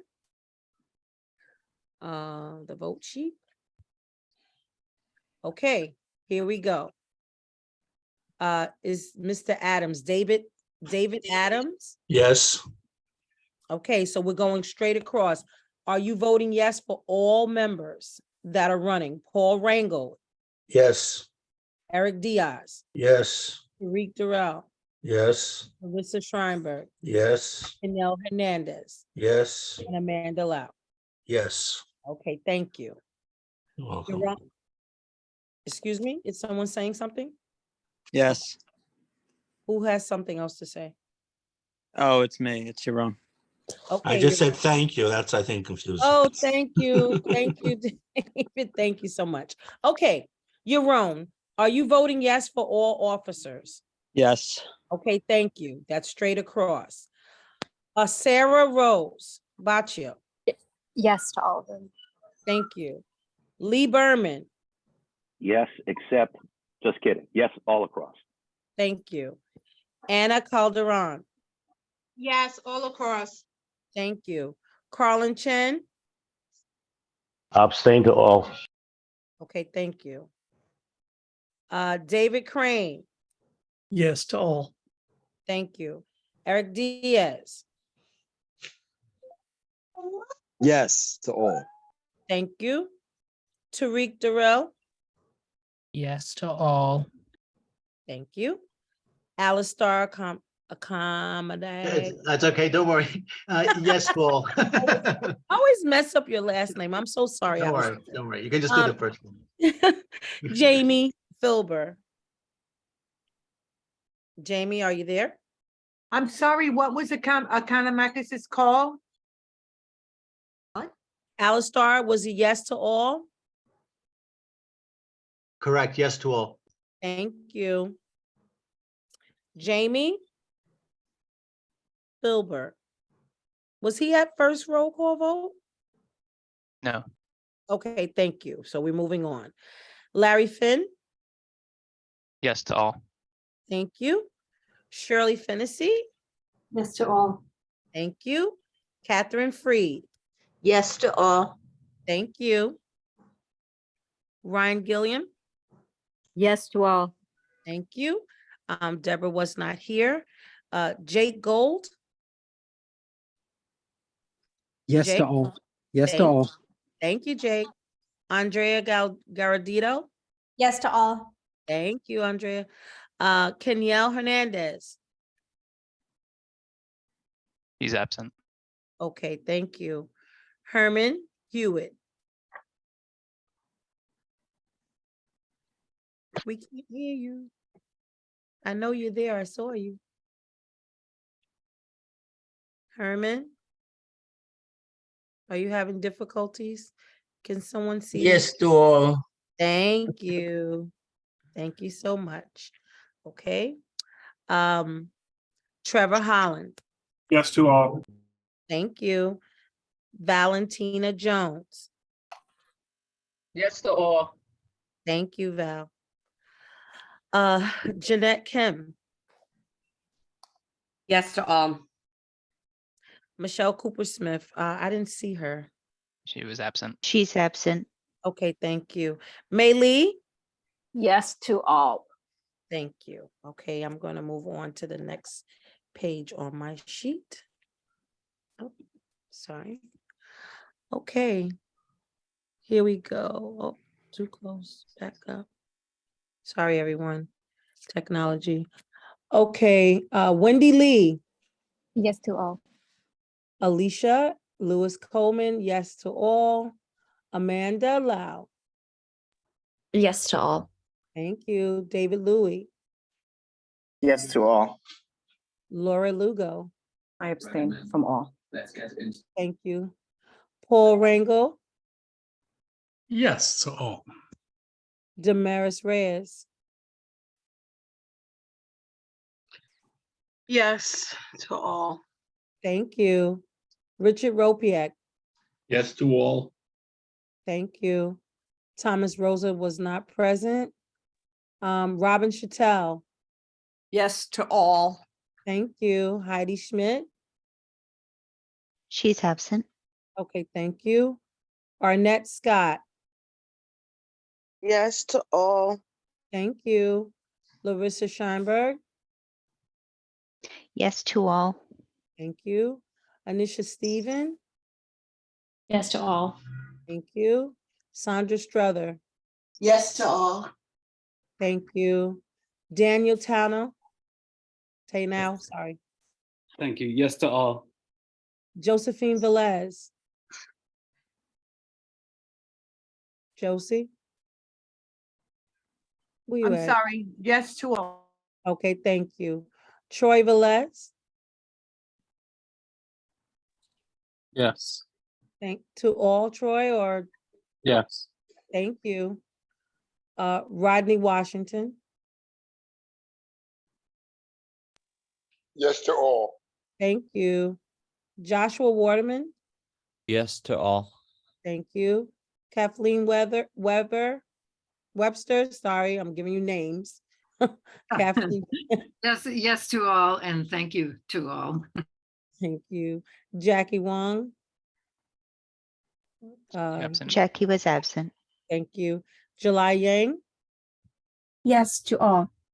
Okay, thank you, everyone. This concludes our election process for the executive officers of Community Board 3. We will see you at closing. I do believe I know the results. Okay, thank you.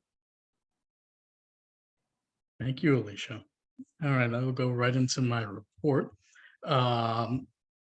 First, I want to thank Alicia and the committee for putting everything together and getting ready for the election. And I want to thank the board. I have a feeling I know what the answer is going to be at the end. Thank you for allowing me to serve a second year as your chair, year 2 for me. So thank you. That should be fun. The borough president stole my thunder earlier.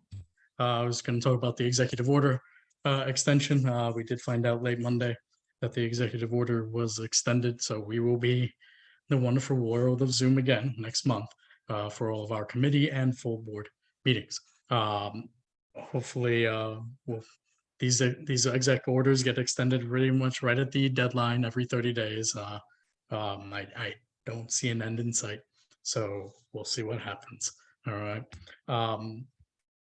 Wanted to address something that was brought up earlier about Middle Collegiate Church.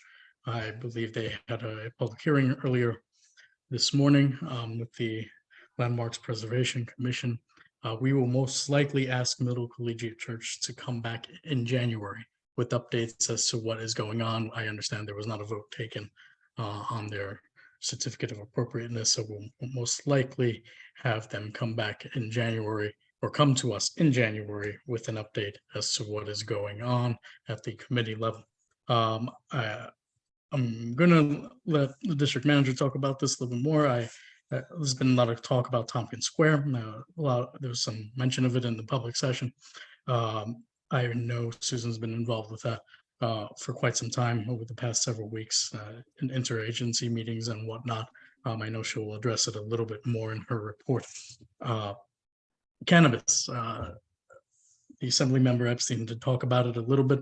I do have a meeting scheduled next week to get some more information as to what the community board's role will be in it, as to what we will be opining on in any future cannabis licenses and what types of licenses. So we want to make sure we are good to go. So once I have that meeting, we'll figure that stuff out and we'll go forward from there.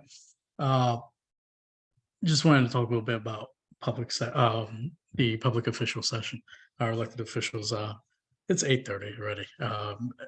We got to chop that down. I understand the district attorney is a very busy person and asked to meet with us, but that was quite a long period of time of conversation. So I want to still continuing to figure out how to chop that all down and make it more efficient for all of us so that these Zoom meetings don't feel like they drag on and on and on. I know we lost Assembly Member Glick earlier. I will issue an apology to her about not being able to get to her. I know her office did give a report, but I will reach out to them personally to apologize for not hearing from them earlier. That being said, a little fun thing. CB3 is moving into the 21st century. Tariq Darrell has worked on and is working on the new Instagram account. Boy, he must have read my mind because he literally popped it into the chat. We do now have an Instagram account, an Instagram for Community Board 3. I did mention it at executive this past Thursday. Feel free to follow us. All right. We will continue to use the same social media protocols that we had in place. Anything that's posted will be approved by both myself and the office ahead of time. So that way we can post everything up, but please follow us.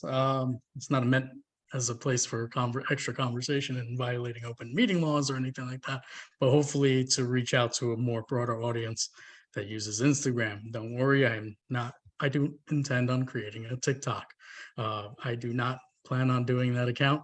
We will not do that account, Instagram, and that's about it. All right. This will help with outreach as well. Look at that. He's reading my mind and he types it up in the same thing.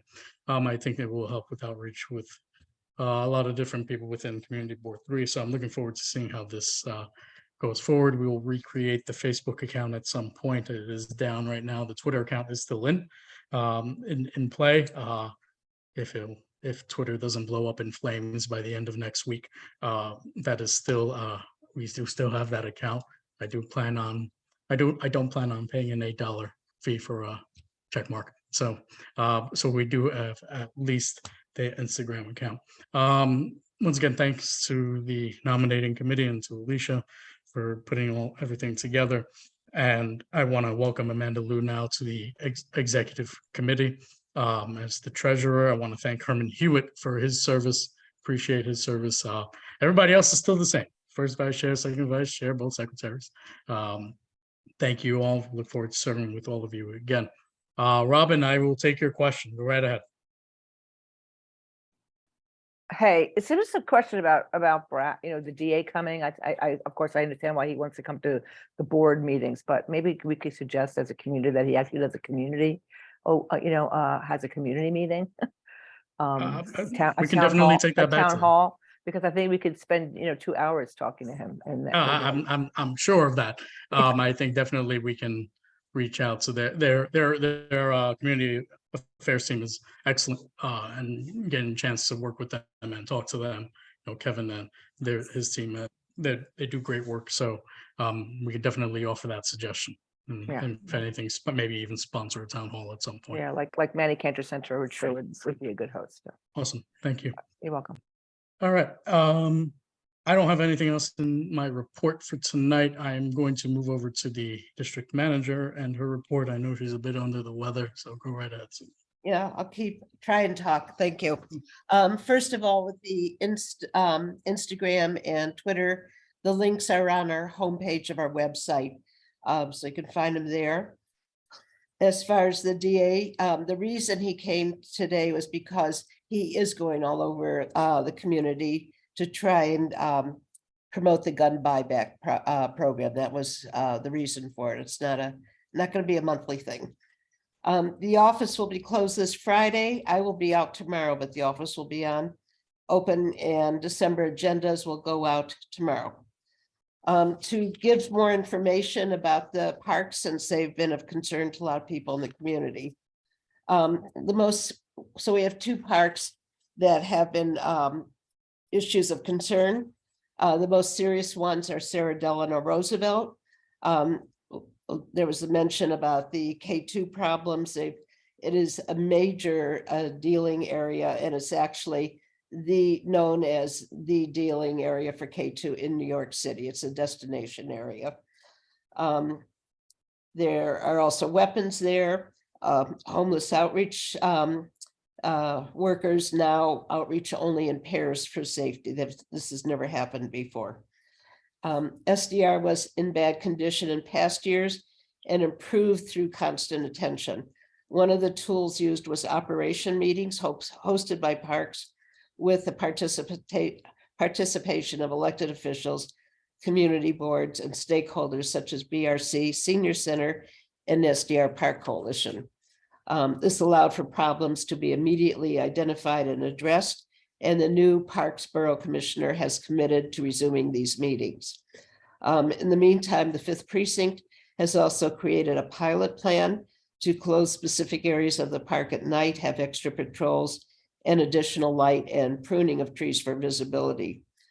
Some of these very simple seeming remedies actually seem to take a lot of bureaucratic levels of approval.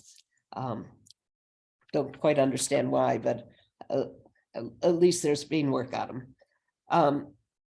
In order to get the pilot project started as soon as possible, there was a stakeholder Zoom meeting about 2 weeks ago to get input from all involved. CB3 was represented by Trevor, myself, and Kay, who was there with 2 hats as both CB Parks leadership and president of the Parks Coalition. The other park, Tompkins Square, has a new Friends of Tompkins Square group, which was mentioned in public session. They had a Saturday morning meeting a couple weeks ago with residents, reps from elected officials, CB3 Parks leadership, and myself. And there have been constant conversations of police precinct meetings and many, many emails. We had 2 meetings in the community board office. One was just providers. One was an interagency meeting. I do believe I've been told that the curfew, that the parks will be locked up at night. This is very recent. I don't want to promise it's going to be happening until I see that it happens, but I'm hoping that that has been resolved. The police department had a stakeholder meeting for Lower Manhattan recently. Some of the people on the board were there, and these issues came up, which caused increased police attention to the park. And as a result of that meeting, the 9th Precinct had a community engagement meeting last Thursday at 10 a.m. in the park. It was pretty chaotic. And one of the main issues that was discussed was actually locking the park at night. At that time, as has been reported, the police said they would not be able to do it, but we're hoping that has been changed. And that's it, unless there's any questions.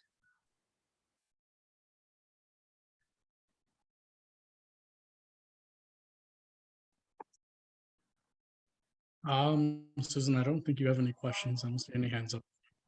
All right. Thank you. So let's move forward. Great, did my report, exec. I'm gonna move on from exec right now. There was nothing that we significantly reported on at exec. So we'll move to the personnel committee report. May, go right ahead. Hi, so the Personnel Committee met last night, Monday night. As you all know, we are looking for a new assistant district manager. The job posting was posted on the website and was also distributed to, the various planning, graduate planning schools in New York. Candidates apply. and they are interviewed by the district manager. Some are deemed, we do 2 rounds of interviews. So some are deemed, good enough to go up to the second round. So the personnel task force conducts the second round interviews. So that's what we did yesterday. We made a recommendation for a hire, and we have a reso for you to vote on. And that is to, the resolution is to authorize the district manager to make the job offer to the person that the task force has decided on. That's the end of my report. Thank you, May. May, since you're already up, I'm just gonna have you do human services right now. Go ahead. Oh, okay. So for the Human Services Committee, we met last in November, but did not, we don't have anything for you to vote on. But however, I would like to highlight that next month, we are having a joint meeting with the Land Use Committee, and we will have a speaker from city agencies and also the mayor's office. That's HPD, the Department of Homeless Services, and the mayor's office. And the topic will be the mayor's plan on housing and homelessness. So promises to be an interesting discussion, and hope you can attend. It'll be on December 1st. Okay, any questions for May? Thank you, May. Who's representing SLA tonight? Is it Jeanette? Is that correct? That would be me. Go ahead, Jeanette. Evening, everyone. And Michelle's absent. Just wanted to report that we just approved, like everyone signed that we had stipulations sent out to. We approved 4 and denied 1, and everyone signed their stips. And if you would like any further detail, you can always watch the recording on YouTube. But I guess I will take some questions. May I do that, Paul? Is that in order? Go ahead, you can call them out. Daniel, the floor is yours. Thanks. For SLA 4, I was confused. Did they change from a full on premises to a wine and beer? Like the application and the heading said OP, but then the wording of the resolution says wine and beer. Let me double check that, but it's probably just a typo. No, they changed. Oh, did they? I believe that. Well, one of them did change, so I believe that must be it. Remember did it too late to get administrative approval? Oh, right. Okay, well, there's your answer. Thank you. David Adams? Yeah, this is just a technical thing. The list in number 6, the list whereas is that we say that there are 25 residents approved. I think we should move it up 1 or 2 whereases.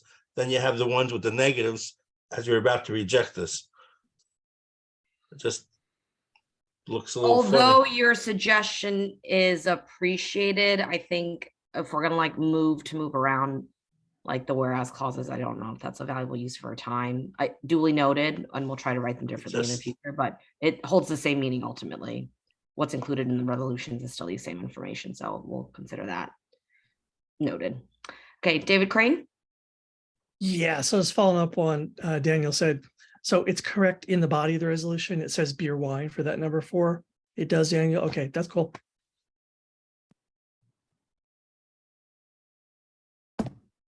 Seeing no more hands, I will turn it back to Paul. Sorry, had to switch screens. Thank you, Actually, Jeanette. back again. Does the title get picked up anywhere? We really should change the title. It may be picked up in the body. You should change the title. Let's make them consistent, please. In the minutes, we need it to say beer wine under both. What item is this, number 4? Yes. Can I get a, is that? Yeah, it can you give me the says- correct language for item number 4, please? Oh, Just change OP to beer wine. So where it says the sushi title. bar at E7 Ludlow Street, change it from OP to wine beer, WB. The copy that I have does say is seeking a wine beer license. No. The actual top where it says number 4. Yes, It says OP in the parentheses. You want to change that to WP. gotcha. Thank you. David, is there anything else? Is that correct? No, that's it. I just want to make sure that we don't mislead the SLA at all. No, I understand. You got it. Thank you. Changes been Anything made. else? Thank you. Anything else? Thanks, Larissa. You're welcome. All right, thank you, Jeanette. Thank you, Larissa, on that. All right. Land use didn't meet, correct? We didn't meet, but just to plug again, what May said earlier, please come to our joint meeting next month. Lots of promotion. There we go. All right, transportation, David Crane.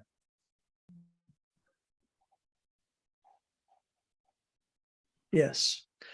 Are there any questions? David, there's that bus resolution. I believe one of the public members mentioned it. It was a denial, right? It was a denial of the application. Yes, we denied it. It is a bus stop that is almost certainly to be granted. You know, the DOT is probably going to do it. They're kind of are constrained on many bus licenses by the law. In this case, I actually think that DOT could follow our lead, but I doubt they will. They never have on the NYU buses. Okay. Thank you. No, I don't see any questions for you, David. Go. Susan, do you have a question? I'm sorry. I just wanted to mention for next month, since this relates to the DA's conversation, there'll be a presentation on alternatives to, I think it's alternatives to incarceration. I don't remember the exact name of the presentation.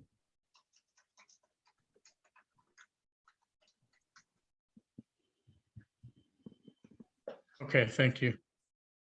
All right, Trevor Parks. No resolutions. Any questions? I will say to committee members, I think for the first time in maybe 2-3 years, that we will not have a meeting in December. So enjoy your holiday break. We will see the committee in January. Thank you. So you may need to tell them you're not going to see them until next year. Is that what you're saying, Trevor? Yay. And for the January meeting, we will have 27 items on the agenda, just warning you. No, just kidding. We don't have anything, Trevor. but just enjoy your break. Trevor, you're going to make a lot of people hit that end button really quick. So Thank you. there you go. All right, thank you, Trevor. Arts didn't meet, correct? No ICTEV, no landmarks. All right, Alicia, I guess we need the final tallies for the votes. Yes, okay. I know you're all on the edge of your seat waiting for this one. Okay, so we had 39 people voted yes and 2 abstain and 7 people were absent. So congratulations to all the executive officers on your re-election and welcome Amanda Lau. Thank you so much for your service. Thank you so much for having confidence in our nominating committee for 2022. And I look forward to seeing what this board does now. All right. Okay. Congratulations, everybody. Thank you, everyone. Thank you, everyone. All right. Thank you, Alicia, for taking that on, and thank you to the nominating committee for your work. All right. That being said, before I adjourn, I just want to wish everybody a very happy Thanksgiving. Please enjoy. Yeah, I see a hand up. Val, you have a hand up? Yeah, just wanted to share that I represent CB3 on the World Trade Center Survivors Committee, and there's a 9/11 Responders and Survivors Health Fund and Correction Act, and I would like that on, I guess, the executive committee agenda for next month. On October 25th, CB1 approved a reso unanimously because this needs to pass in terms of funding for survivors for the World Trade Center Health Program. So please, I guess, put that on the agenda for the executive committee, and I can send you, I think I sent you the reso that CB1 did. And I think CB2 should have did one on November 17th. And so they want to see that there is somewhat unity, that we're all united in terms of wanting to advocate for funding for 9/11 responders and survivors. Thank you. All right, two more hands before I go to a final vote. Laura and Alicia. Hi, I wanted to also add an item for the executive board or possibly next month to bring up the NYCHA committee or subcommittee. I would like to know what's the update on that, and with the incoming board or same board, along with Amanda, welcome, for that to be a topic of conversation again. Thank you.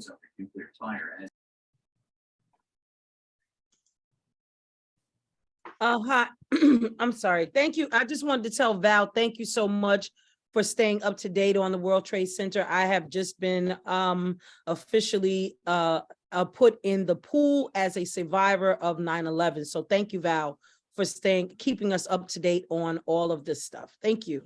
All right, final question. Thank you, Alicia. Ms. Freed, go ahead. Okay. Yeah, I'm going to thank Val also because I'm also on the World Trade Center pool.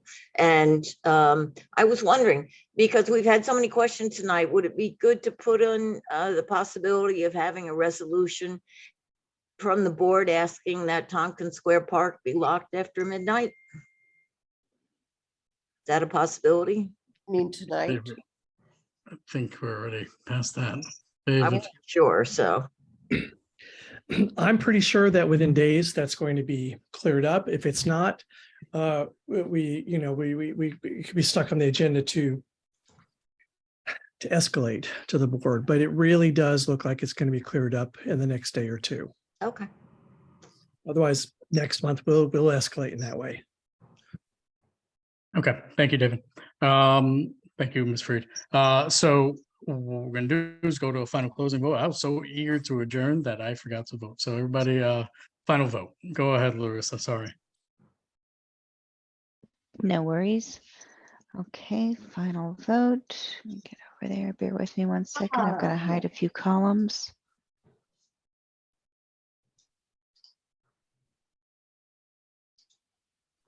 Okay.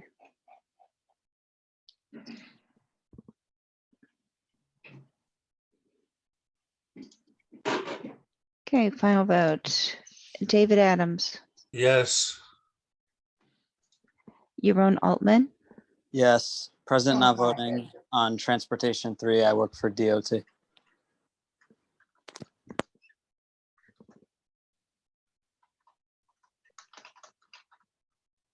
thank you.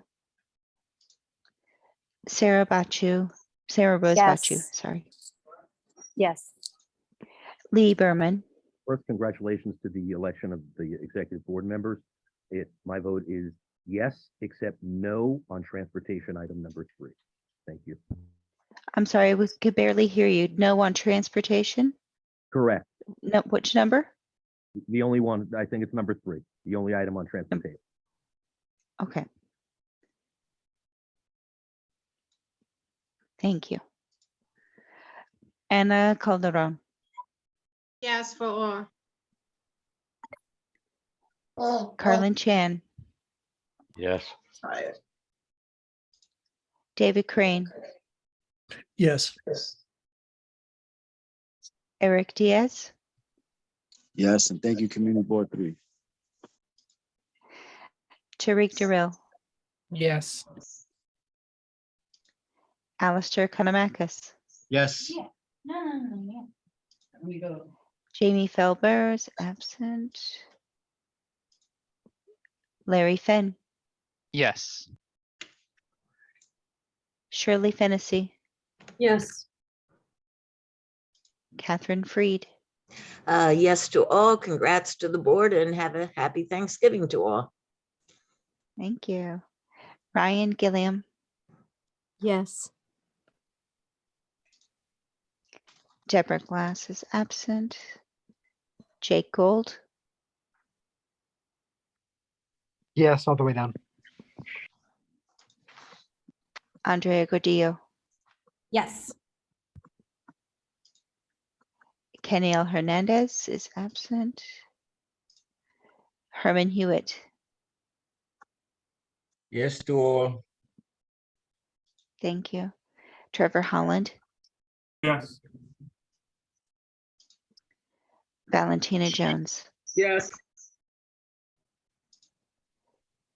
Jeanette Kim, Yes to all. Michelle Cooper Smith, absent. Mei Lee, Yes to all. Wendy Lee, Yes to all. Alicia Lewis Coleman, Yes. Amanda Liu, Yes, and looking forward to joining eBoard. Thanks. looking forward to having you. David Louie, Yes, and happy Thanksgiving, everyone. I'm sorry, Just said happy Thanksgiving, everyone. And yes, happy Thanksgiving. Okay, thank you. Laura Lugo, I abstain for the executive board vote, yes to everything else. I'm sorry, can you repeat that, Laura? I had abstained for the executive board, yes to everything else. Okay, thank you. Survivor. Paul Rango, Yes. Damaris Reyes, Yes. Richard Ropiak, No on transportation number 3, yes on everything else.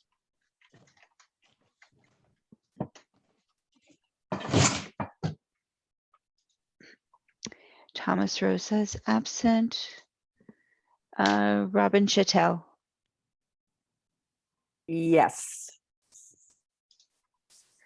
okay, Heidi Schmidt is absent. Arnett Scott. Is Arnett still with us? Oh, yes, I am. I'm sorry. And yes, yes, all the way. Yes, everything. Yes, yes. Thank you. Got it. Larissa Shainberg, yes.